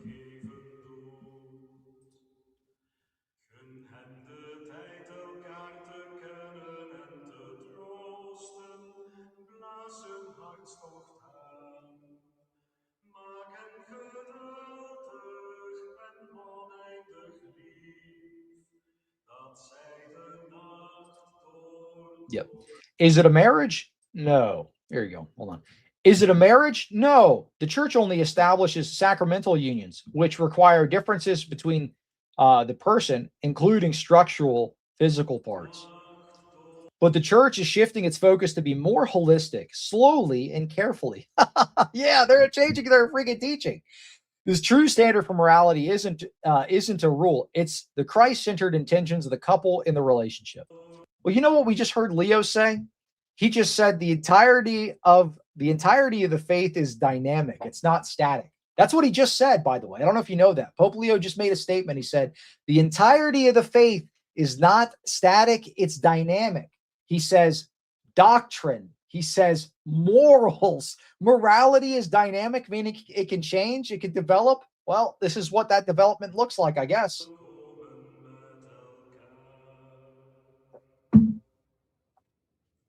Looks like two Skittles dude getting blessed by a Roman Catholic priest. Hey. Totally not a wedding, by the way. Totally not a marriage, by the way. Just saying. Totally not a wedding ceremony with two dudes. It's totally just a normal blessing. Totally just a normal blessing with them making out at the end. It's totally not some kind of pseudo marriage ceremony at all. Good grief, dude. This is the most based and trad. Ridiculous. All right, I'm going to keep diving into it, but let me get to these super chats real quick. Let's talk God, $5. I think it's crazy Catholics can say Epstein ate a child, but it's too far to say he stayed at the Vatican. Well, you know what? To be fair, that particular document where they were talking about, them on the boat or whatever, the dude getting his feet cut off by a scimitar and leaving no scars, that was obviously by a crazy dude. So I don't know if I trust that particular document. That's probably just some crazy witness. But I get it. They have been running cover all week. Nick is absolutely a psyop. Him refusing to acknowledge this religious pluralism makes him suspect, at least theologically. I mean, why are you going to listen to somebody that's pushing Christian nationalism if he's completely wrong about Christianity? He's completely wrong about his theology. I don't know. Not every single take that Nick has is bad, but the Roman Catholic question, the RQ, if you will, is his Achilles heel. The moment I learned about Vatican II, I left and joined the Orthodox Church. Hey, God bless you. The lack of discernment of so many Catholics is insane. Well, you know what? We're seeing more and more Roman Catholics become Orthodox. I get more and more DMs than ever. One thing about me, I check every single DM. I check every single email, and I try to respond to all of them. So if you have questions about Orthodoxy or something, I mean, you can always reach out. Granted, I'm not some kind of religious authority, so I might connect you to a priest if it's something that's above my pay grade, but I'm a normal dude. You can reach out. I'm not hard to contact. I've also had a lot of pastors reach out, a lot of Protestant pastors, just because of my background, where I was a Protestant pastor and then it started journeying into Orthodoxy. A lot of Protestant pastors have reached out that are interested in Orthodoxy. If that's your case, I'd love to hear from you. You're never going to bug me. Send me an email. I'm easy to talk to. Send me a DM or something. I'm easy to talk to. So anyway, I love Nick, but he has L takes sometimes. Absolutely. Yeah. A lot of L takes, especially around theology. We've seen that a lot today in this show. I tune into Candace now and then, and she's also ignoring how corrupt the Catholic Church is. She has a hit or miss, or she has as hit or miss as Nick at this point. Yeah, I see that too. Well, you know what? It seems like they have to continuously come up with these kind of contrarian dialogues, both of them, right? Candace has to come up with these crazy conspiracy theories. Nick kind of does the opposite. He just downplays the bigger ones. Now, he'll talk about Israel. He'll talk about that kind of stuff. Don't get me wrong. We'll talk about that on our show too. But when it comes to anything that could possibly implicate the Roman Catholic Church, radio silence and counter signaling anything that could possibly indicate the Roman Catholic Church is at fault. Which is why he'll say, people, you got to stop talking about the Epstein files so much. You guys are conspiratards. Don't talk about this. Don't talk about it. Yeah, obviously, the direct context is he's not saying, please stop talking about the Roman Catholic Church. That's not what he's saying. But by him downplaying the files, he's wanting people not to look into the stuff for a reason, okay? Nick also called working out Skittles. All I needed to know. Yeah, dude. Gotta lift some weights, bro. Gotta lift some weights, dude. It's good for you, man. Blessed feast day of St. Photios. Yeah, that's right. Glory to God. Type 1, if Cleve should kick the schizo chat subversive Marilyn. I don't want to kick her. I mean, she kind of goes off topic. I'll just ignore her if you don't like what she has to say. But yeah, chill out in the chat a little bit if you could, Marilyn. I'd appreciate it. I like seeing you in the live stream chats, but stop triggering people so much. Mr. Fist, $10. Our Skittles people are based in trad, unlike the atheist and Protestant Skittles people, Catholics probably. That is what it seems like, to be completely honest. Because we see this time and time again, or maybe Nick, like a lot of the other Roman Catholics, just stick their head in the sand. They don't want to see any of this stuff, right? They want to pretend like this stuff doesn't happen in their institution. And when people bring it up, it's immediately denied. We saw this in the Jay versus Pine Sap debate, in the Jay versus Pine Sap call-in, rather, where he was saying, well, you know, the Vatican did a complete 180 on its teaching on Skittles people or Skittles clergy. I don't know if y'all saw that debate. It was only a couple of minutes long. Basically, Jay calls into Pine Sap's show. Pine Sap is a groiper, by the way. He's a follower of Nick Fuentes. Jay calls in and he says, dude, what about the contradictions within the Vatican, right? At one point, they said that the Skittles clergy should be handed over to the secular authorities and now they say, actually, you could be Skittles and be a priest.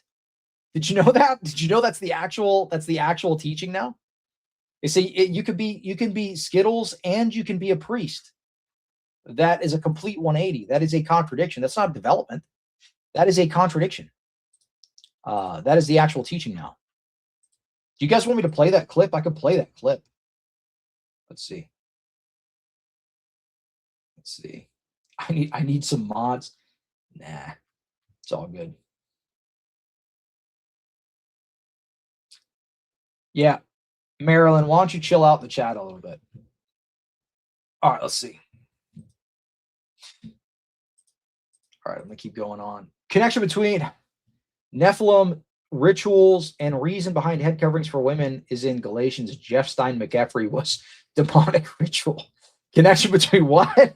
What is the super chat even saying?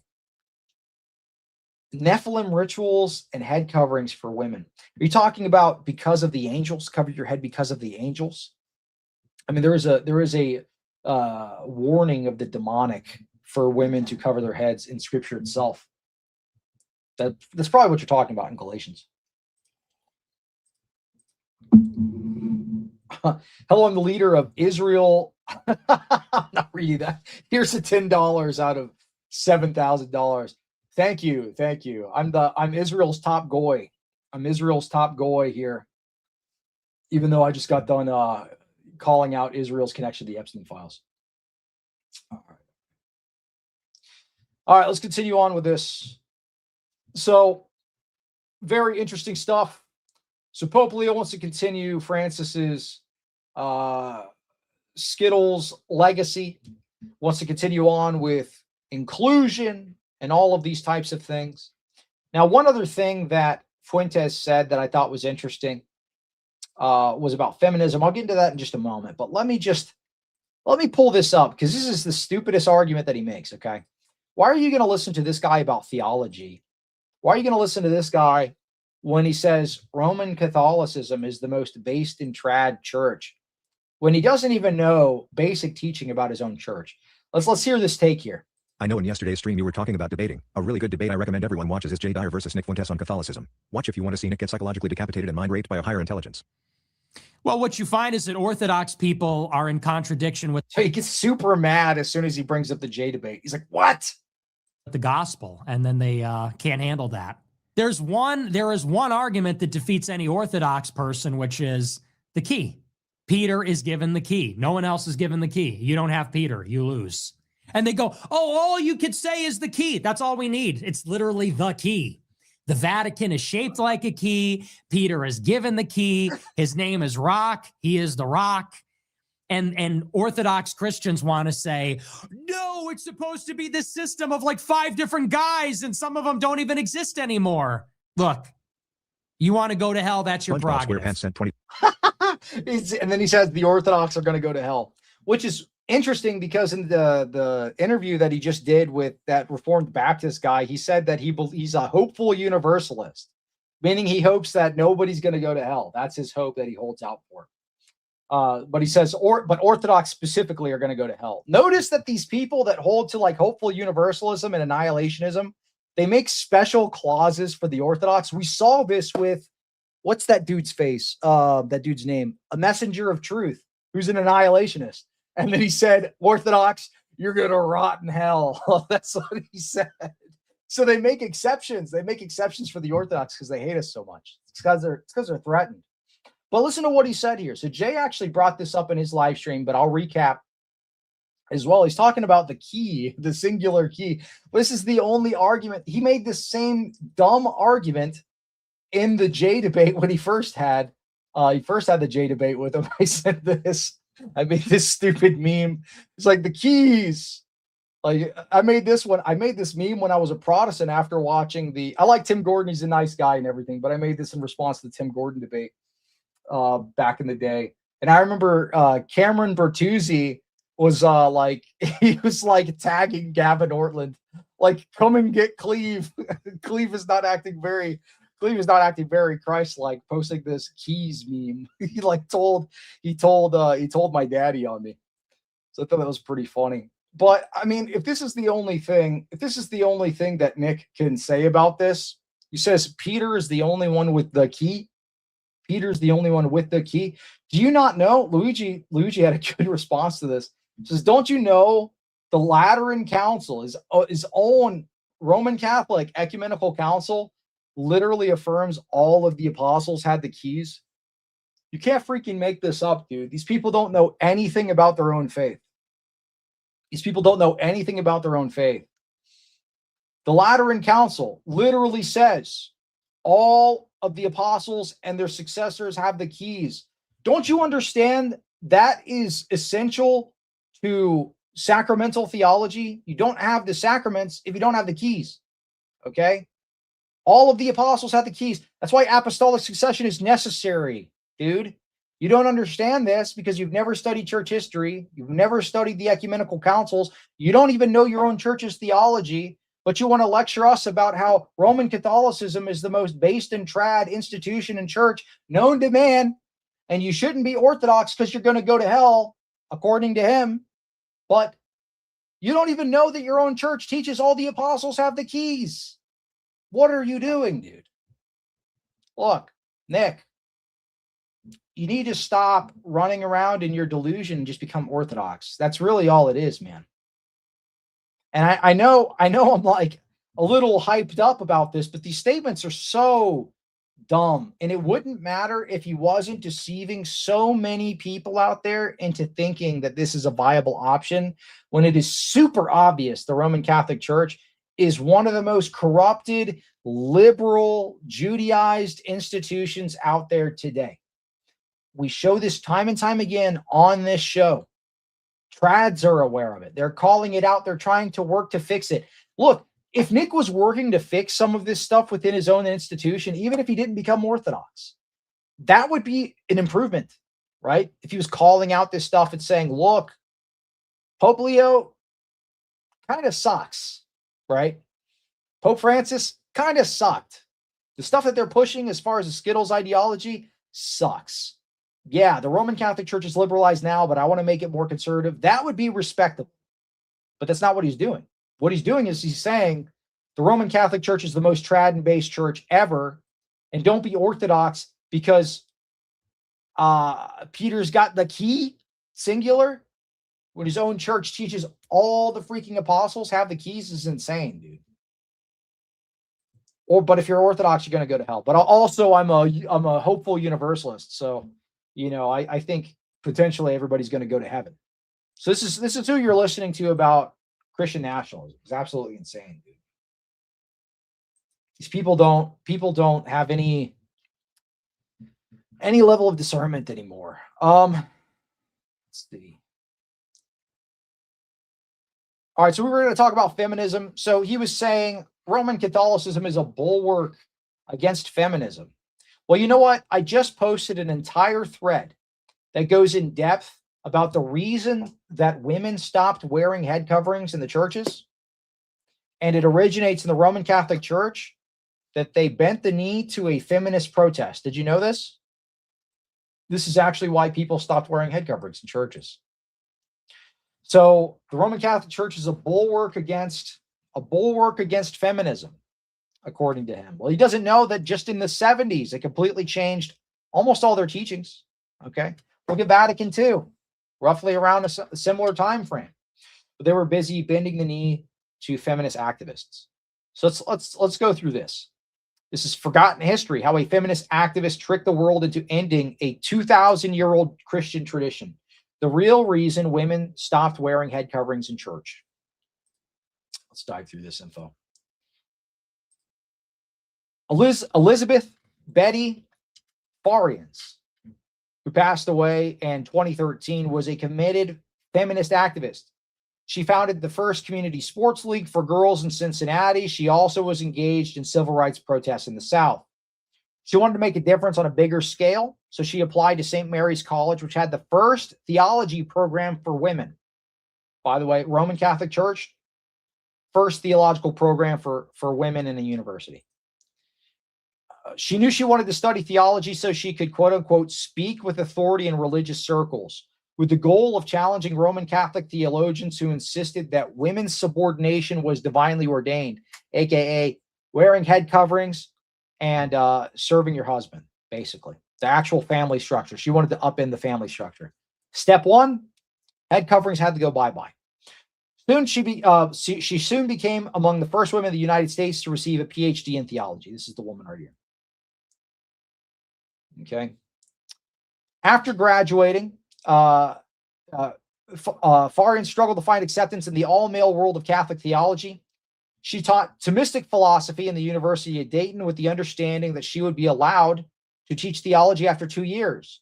The promise was never kept by the university. After pressuring the school to hold up its end of the deal, she was terminated, so she was fired by the university. Seeking a new cause, she sought out Betty Friedan. For anybody that's familiar with feminism history, this should be a very familiar face to you. She's the one that founded the National Organization for Women, the NOW program.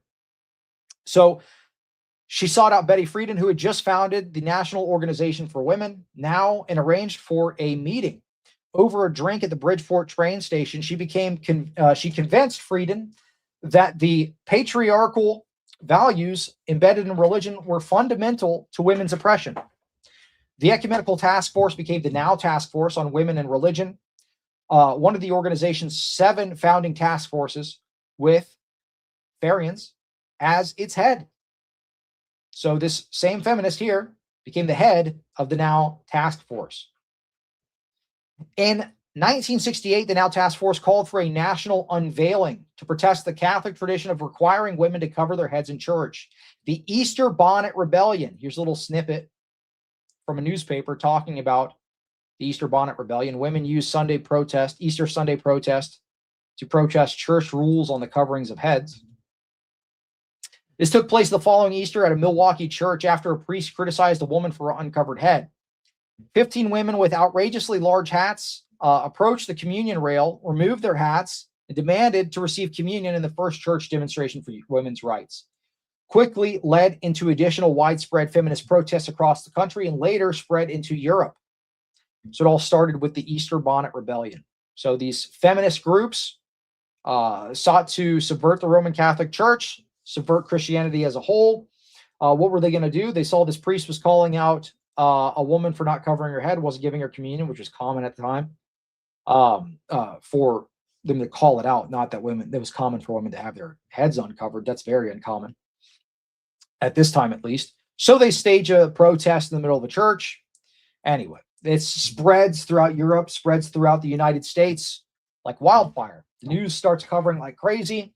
Women are up in a tizzy. Several other different protests take place.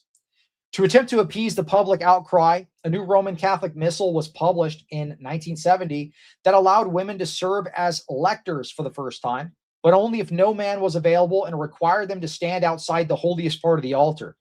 Farians was enraged. She burnt a copy of the new regulation, wrapped the ashes in a pink ribbon, and sent the package to Cardinal John Dearden, head of the National Conference of Catholic Bishops, with a poem that read, "We've burnt your sacred books, your latest oppressive words. We're sick with your pomp and male prerogative. We're weary of your callous stance towards women in the church. You have arred us of our rights and preached that it was in the name of God." So, real pleasant woman to speak to. Noting that none of the half measures appeared, or none of the half measures appeased this ever-growing feminist movement, and in response to the mass public outcry, in the 1970s, there was a judgment issued by the Congregation for the Doctrine of the Faith, which Cardinal Smoochie runs now, by the way. This is in the 70s. In a document titled Inter Insigniores, that states that since chapel veils were not a matter of faith, it is no longer mandatory for women to wear them. In paragraph 4, it states, "It must be noted that these ordinances, probably inspired by the customs of the period," so they're changing their teaching basically, concern scarcely more than disciplinary practices of minor importance, such as the obligation imposed upon women to wear a veil on their head. 1 Corinthians 11, 2 through 16, such requirements no longer have a normative value. So they're saying, even though this is in the Bible, 1 Corinthians 11, 2 through 16, these no longer, this regulation no longer has a normative value. We're not going to listen to what the Bible says anymore. This is a minor importance because we have all these women screaming at us. We have these feminists screeching at us. But your big, strong, trad and based Roman Catholic Church end up bending the knee and change their code of canon law. Prior to this time, head coverings were mandated in the 1917 Code of Canon Law. It stated that basically women need to wear head coverings. And in 1983, the Code of Canon Law, the canon about head veils was not reissued. Basically, it was dropped. So they changed their teaching according to this feminist protest. Farian's work had been completed. Eventually, like other leaders of the Roman Catholic feminist movement, she left the church. Surprise, surprise. Same thing happened to the Jewish priest that infiltrated the Roman Catholic Church and helped to write Nostra Aetate. Gregory Baum, Father Gregory Baum. He left immediately after his mission was accomplished. See you later. She returned to Cincinnati and became a pioneering animals rights and vegan activist. And she inspired Catholics for Free Choice, which is a pro-unaliving babies organization, so on and so forth. Anyway, you get the point. So based in trad Roman Catholic Church stood up to feminism? I don't think so. And it's one of the reasons why women don't cover their heads in churches today because of a feminist protest. So on a couple of different issues we've shown, Nick doesn't really know what he's talking about, especially when it comes to theology, when it comes to his perception of the Roman Catholic Church. It's completely off. Completely off. But I think we've discussed Nick quite enough. I think that's everything I wanted to cover in reference to him. But here's a good question. Why don't all Orthodox women cover their heads in church or become bald? Well, unfortunately, some of the Orthodox churches in America followed the Roman Catholics in this false idea. So this is actually where they get that from.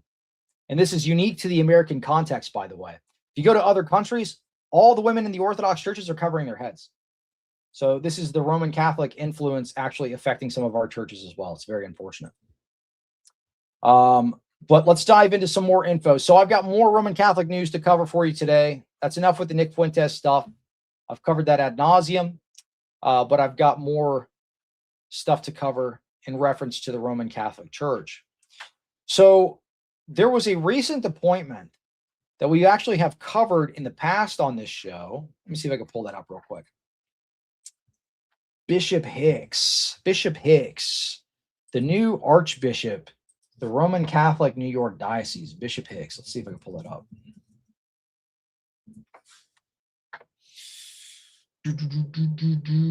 Yep, here you go. Let's see if I can find a video on it. Here you go.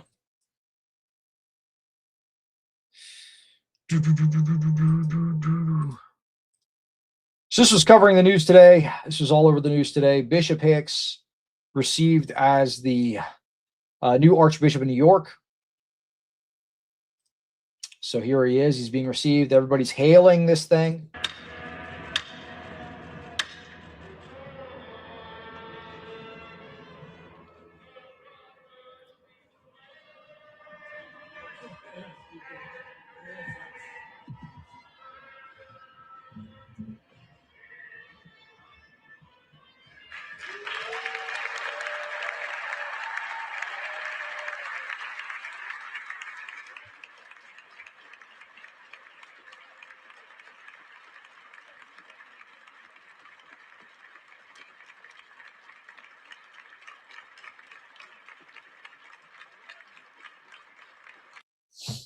So here you go. You've got the new based and trad Archbishop of the Roman Catholic Diocese of New York.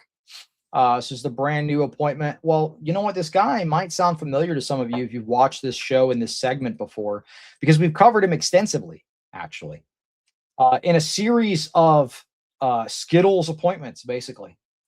Bishop Hicks, Vicar General, was spotted by an eyewitness at the skittles wedding of the diocesan chancellor. So Bishop Hicks, diocesan chancellor, meaning the guy that was running all the administrative tasks for him, somebody that he handpicked to help him run the diocese, left his position to go and marry a man.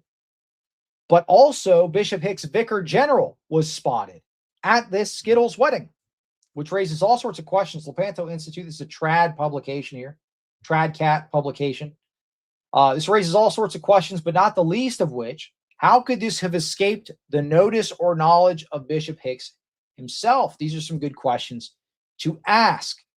If you've noticed, a lot of these appointments have been pro-skittles. Time and time again in the Roman Catholic Church under Leo, many of these appointments have been pro-skittles. Very interesting. And this one is no different. This appointment is no different. This is the same as all of the other appointments. Another pro-skittles appointment. And I'll show you. See if I have that. Do I have that? Let me see if I can find that video real quick. Because we spoke about him before, and there was a recording of him speaking. I think, oh, you know what? I think that post got deleted by Anthony. Anyway, you can hear Bishop Hicks talking, and he talks with a very thick lisp. And everyone was saying he probably himself was Skittles. So anyway, you get the point. So it's another bad appointment, another appointment by the Roman Catholic Church of a pro-Skittles prelate.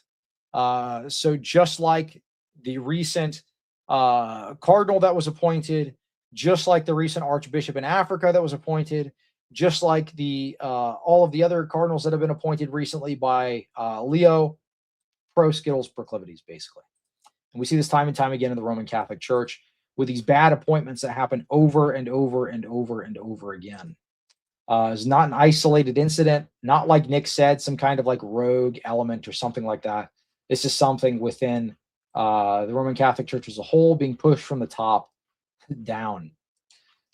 To step away from some Roman Catholic news, I want to talk about Protestants for a moment, because I saw this video that was kind of funny. And it's another supposedly based denomination. We talk about this sometimes on this show, the LCMS, the Lutheran Church Missouri Synod.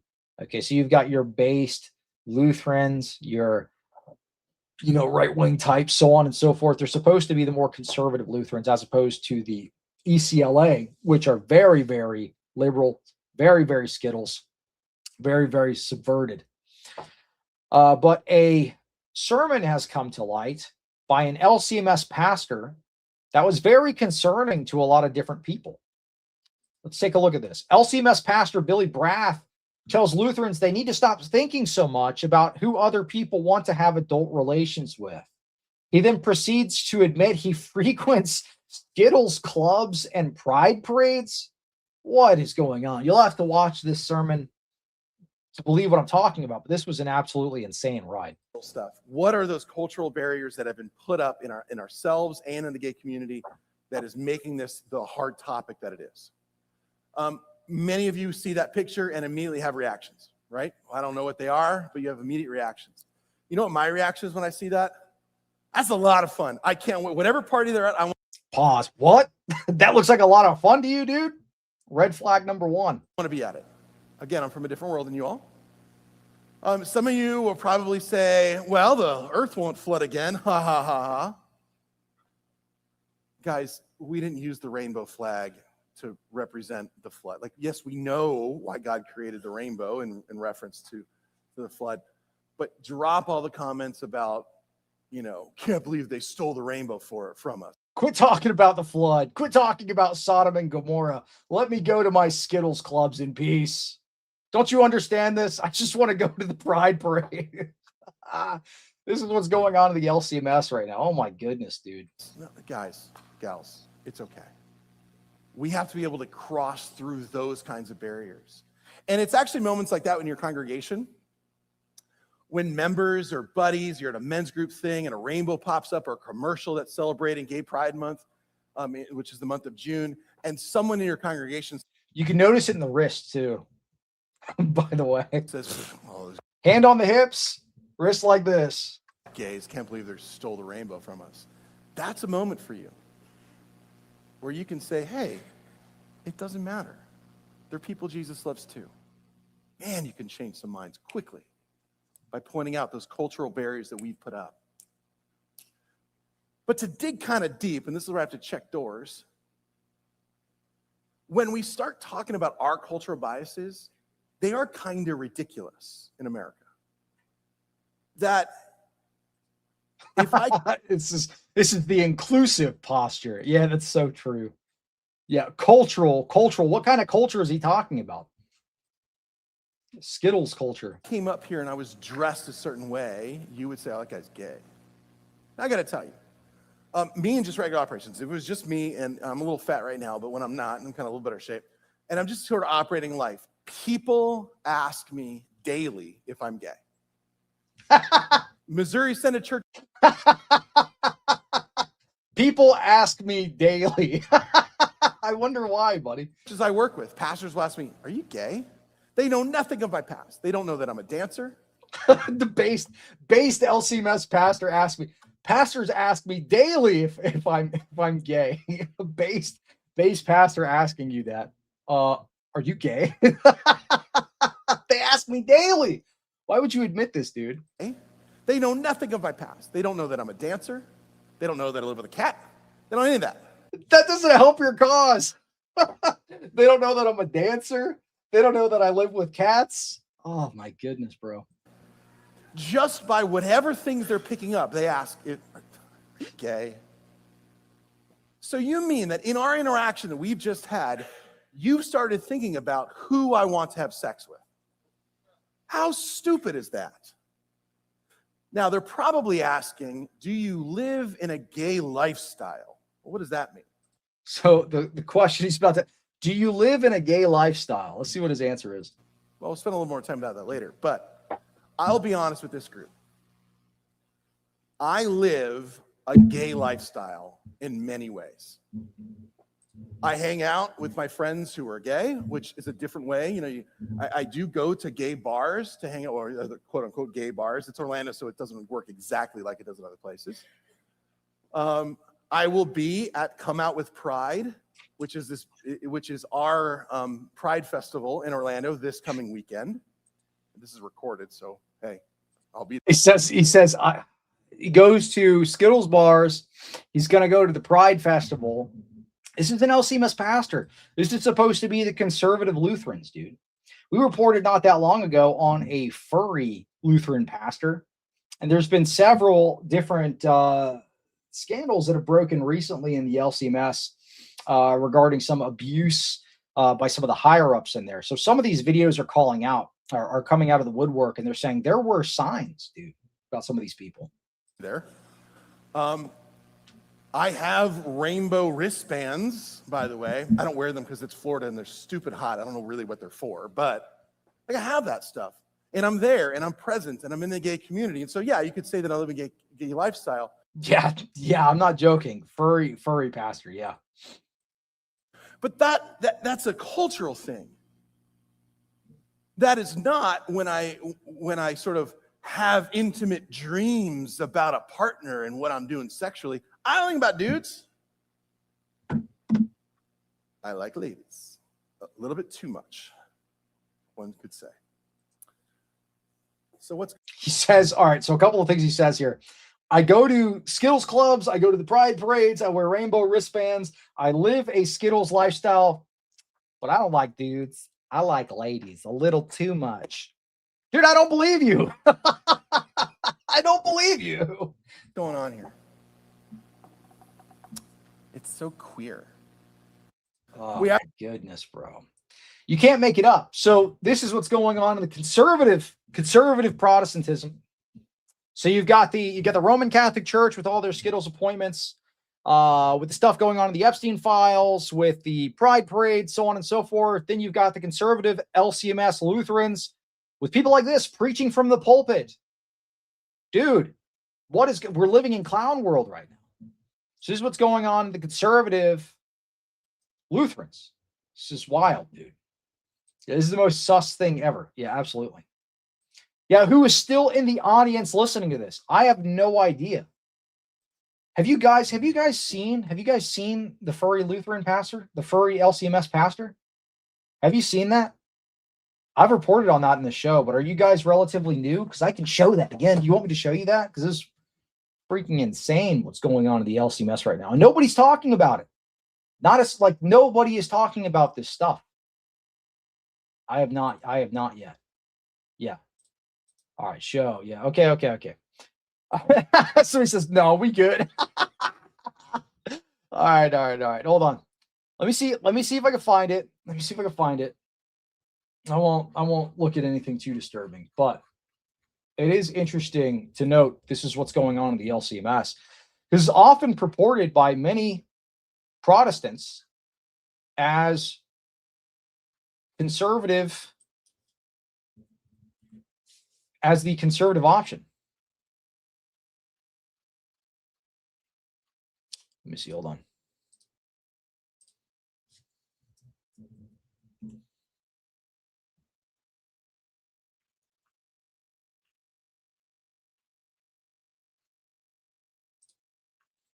All right, so here you go. Let me pull this up on the screen. So this is an LCMS pastor here. He runs a YouTube channel called Christian Combatives. And I reported on this a little while ago. This was in November of last year. But I said, yikes, LCMS Lutheran pastor claims being a quote unquote furry is not intrinsically sinful. Encourages young people to join Christian furry communities. Let's take a look at this video. This is from his YouTube channel. People who are going to encourage you to sin. So if you're going to be a part of the community, at least be a part of a Christian community. I know that there are Christians who call themselves furries. I know them. I know a lot of them, in fact. They're the ones who most of all are asking these questions because they legitimately don't want to be sinning, but they don't know if what they're doing is sin because, the Bible doesn't say thou shalt not be a furry. So this is an LCMS pastor. It gets worse, actually. Let me see if I can find more info on this because there was some information that popped up. Oh yeah, here you go. I had Dr. Jordan Cooper comment on this. He says, for the record, if it matters, being a furry is weird and should not be encouraged by anyone ever. I'm not aware of other Lutheran pastors who would in any way think this is a good idea. One thing to note, Jordan Cooper knows this guy in real life. So he's not a stranger to who this person is. And he became aware this dude is a furry because it's been brought up a couple of different times and he's been in the thread. So he's aware of who this guy is. He knows who this is. This is Pastor Isaac Wirtz, okay, LCMS pastor. So Jordan Cooper knows who this is. He should call it out. He should see if this person can be disciplined or defrocked or told to stop teaching this type of stuff. But this dude, this LCMS furry pastor, wants to debate me in the comments of this about whether or not being a furry is sinful. He's defending it in the comments here. He commented on the video I posted. Still waiting for a reply to my DM if you have sincere concerns and want to talk about them. Is something I said incorrect or just shocking to you? Get over it, bigot. You can be a furry Christian. It's not that big of a deal. He says it is nuanced, but definitely we can just something we can discuss scripturally instead of emotionally. I say, if we've gotten to the point where I'm having to debate a Lutheran LCMS pastor on whether or not being a furry is sinful, then we've completely lost the plot, which is insane. So people were calling me a liar. They were saying, you're taking him out of context. It's not what he means. It's not what he means. That's exactly what the guy himself comes into the thread and says, yeah, so what? Debate me on it, bro. Debate me on whether or not it's sinful. Treble Low comments on there. LCMS Pastor Isaac Wirtz, furry grooming of underage people has been public for years. The LCMS responded by trying to unalive the men who exposed this demonic activity. This is the claim of him. I don't know how true it is, but the info that he sent was interesting.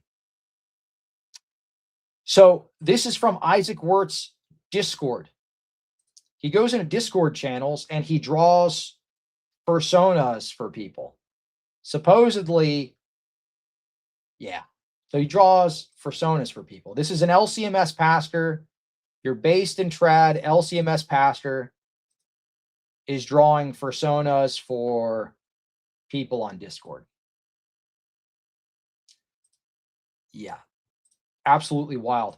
And this is the same dude, by the way. I know this is the same dude because I remember seeing this weirdo in Gavin Ortled's Discord server back in the day when I was a Protestant. I remember seeing this weirdo in that Discord server talking to guys like Javier Perdomo, other Paul, and people like this.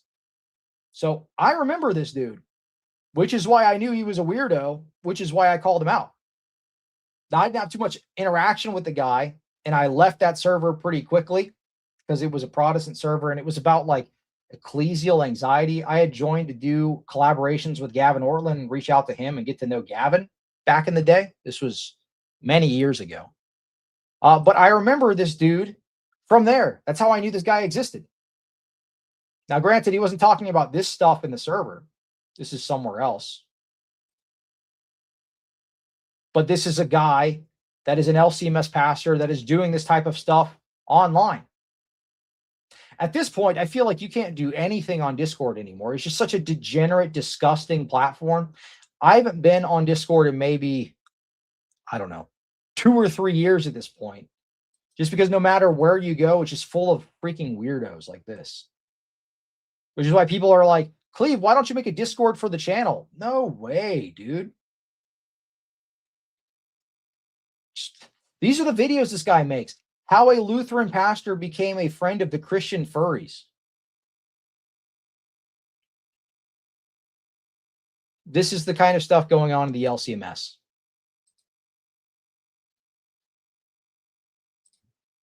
So it's no wonder. It's no wonder that we get stuff like this. All right. Maryland, $5. Thank you so much for supporting the show. I want to know why the Book of Enoch isn't in the OSB. Well, because Enoch isn't canonical. Simple answer. Thank you for the $2 super chat. If you want to conserve the Roman Catholic Church, you need to roll back 1,100 years of system updates. Leviticus 20:13, 80% of the clergy. Good luck. They do need to kick out. They do need to kick out a lot of these Skittles people from the seminaries and make it so that they can't become priests. 80%, yeah, the 80% number came from a Roman Catholic documentary which claimed 80% of the Roman Catholic clergy were Skittles, basically. That's where that comes from. Orthodox Phronesis, $10. I'm convinced that if we love the world more than Christ, we naturally lead ourselves away from Holy Orthodoxy. If we love Christ more than the world, we are led to Holy Orthodoxy. So true, King. So true. The Protestant Reconquista is failing, clearly. Well, it's interesting you bring that up, because I do have some stuff from the PCUSA to share with you all today. This will probably be my last video to cover today. I think the last story I have today. Yeah, from the PCUSA. So let's take a look at this. This is a Presbyterian lady pastor in the PCUSA. We're talking about Reconquista. Presbyterian minister. If Jesus were here today, he might have said, "Blessed are those who end their pregnancies." This is a sermon from a PCUSA pastrix. Let's take a look. If Jesus were here today, he would be a clinic escort. distracting women from the hatred of the protesters, or an abortion doula holding women's hands and offering support and love as they end their pregnancies. And I expect he would have a stern word for self-righteous legislators who use abortion as a political issue rather than showing compassion for the people seeking abortions. Today, I hope this doesn't demonetize my show because the word she's using, but whatever. on this Rose Sunday, I wanted to share some of the stories we have collected because these are the sacred stories of women's lives. If Jesus were giving his sermon today, he might also have said, "Blessed are those who end pregnancies." This is where we're at. This is where we're at with Protestantism. Mainline Protestant theology is this: a woman in a robe preaching you to unalive babies. It's freaking insane. I mean, you couldn't make this stuff up. Reality is stranger than fiction, dude. For they will be known for their loving kindness. I have been pregnant 4 times. I have had 2 abortions, and I have 2 amazing children. Each of my reproductive decisions to have children and not to have children were sacred decisions because they reflect the moral responsibility of reproductive power that is part of our inheritance as human creatures. Each of you has a reproductive story. And given that 1/4 of American women will have an abortion by the age of 45, I imagine some of your reproductive journeys also include abortion. Blessed are those who end pregnancies, for they will be known for their loving kindness. Reimagining our theological understanding of abortion is essential. Good grief, dude. This is just demonic. This is the spirit of Protestantism here. To addressing the violence that is being done to people across the country in the name of Christianity. In the face of the rampant reproductive injustice in our society, what does God require of us? Yeah. It's just dark, man. So this is what's going on in the PCUSA. We just covered some of the things going on in the LCMS. Believe it or not, the LCMS, who is supposedly a conservative denomination, literally have rabbis on staff. I don't know if you know this. Rabbis on staff as their clergy. So, I mean, conservative, even quote unquote conservative Protestant denominations don't remain conservative for too long. You know what the one bastion of truth is left? The one bastion of truth? The Orthodox Church. The bastion of conservatism, of standing strong on the Word of God, on standing strong on moral principles. The Orthodox Church. That's it. The floodwaters are rising. Get aboard the ark of salvation, the Orthodox Church. So, Protestants, if you're watching this, God is making it very obvious to you. He's making it obvious to you, and he's wondering why you're taking so long to enter into his church. Yeah, absolutely. Well, the modern conservative movement is anything but. It's crazy. All right. Let's see. I might have something else to cover, maybe one more thing, and then we'll wrap up here. But it just gets exhausting at this point. I mean, how much do we have to talk about this stuff? How much do we have to talk about the rampant corruption of the Roman Catholic Church? How much do we have to talk about the rampant corruption within these Protestant denominations for people to get the point? I feel like God can't make it any more clear. This was one of the things that when I was a Protestant pastor, I mean, granted, in real life situations, I didn't have to witness much of this because I was a small, conservative, non-denominational pastor in the South. So we were very conservative, kind of isolated and shielded from this type of stuff. But you just look at the fruits of Protestantism. These denominations do not remain conservative for too long.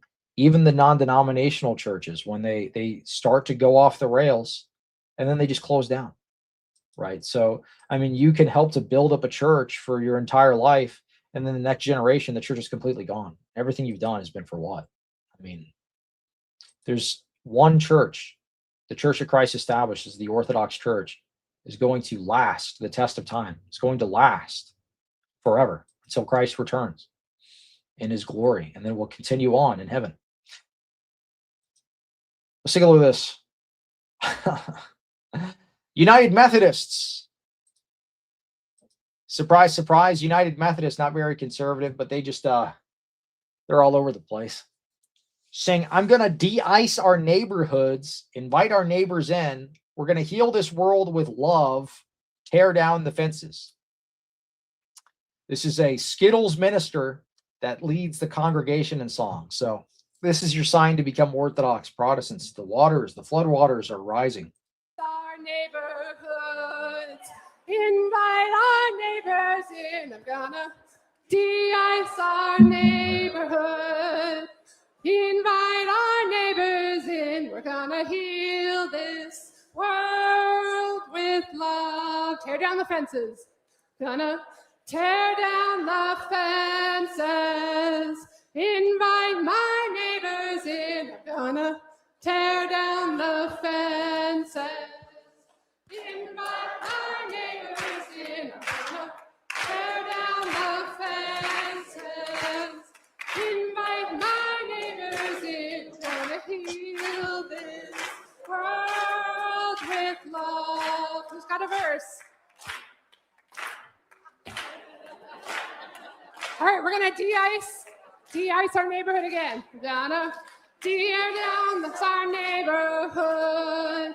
Invite my neighbors in. I'm gonna de-ice my neighborhood. Invite my neighbors in. I'm gonna de-ice our neighborhood. Invite my neighbors in. I'm gonna heal this world with love. Tear down those fences. Okay. And with that, I think I've had enough. So, all right, long story short, become Orthodox. That's it. Cleve just likes to make us suffer. Yeah, I make you guys watch like African churches eating grass and things like this. Boomer pastors is singing about ice, all sorts of this other crazy stuff. This is what I make you all endure through. Anyway, thanks for joining me for another segment of Roman Catholic News. Is there anyone live right now? I can send the people to? Let's see. Who is live right now? Let me know in the chat if anyone's live, so I'll see if I can redirect you to their stream. Because I'm about done. I'm about done with all this. Oh, it looks like Jay went live. Did he? Or does he just have a live schedule? Is Jay live right now? Or is he? Oh, is he? All right, based. All right, I'm gonna send y'all over to Jay.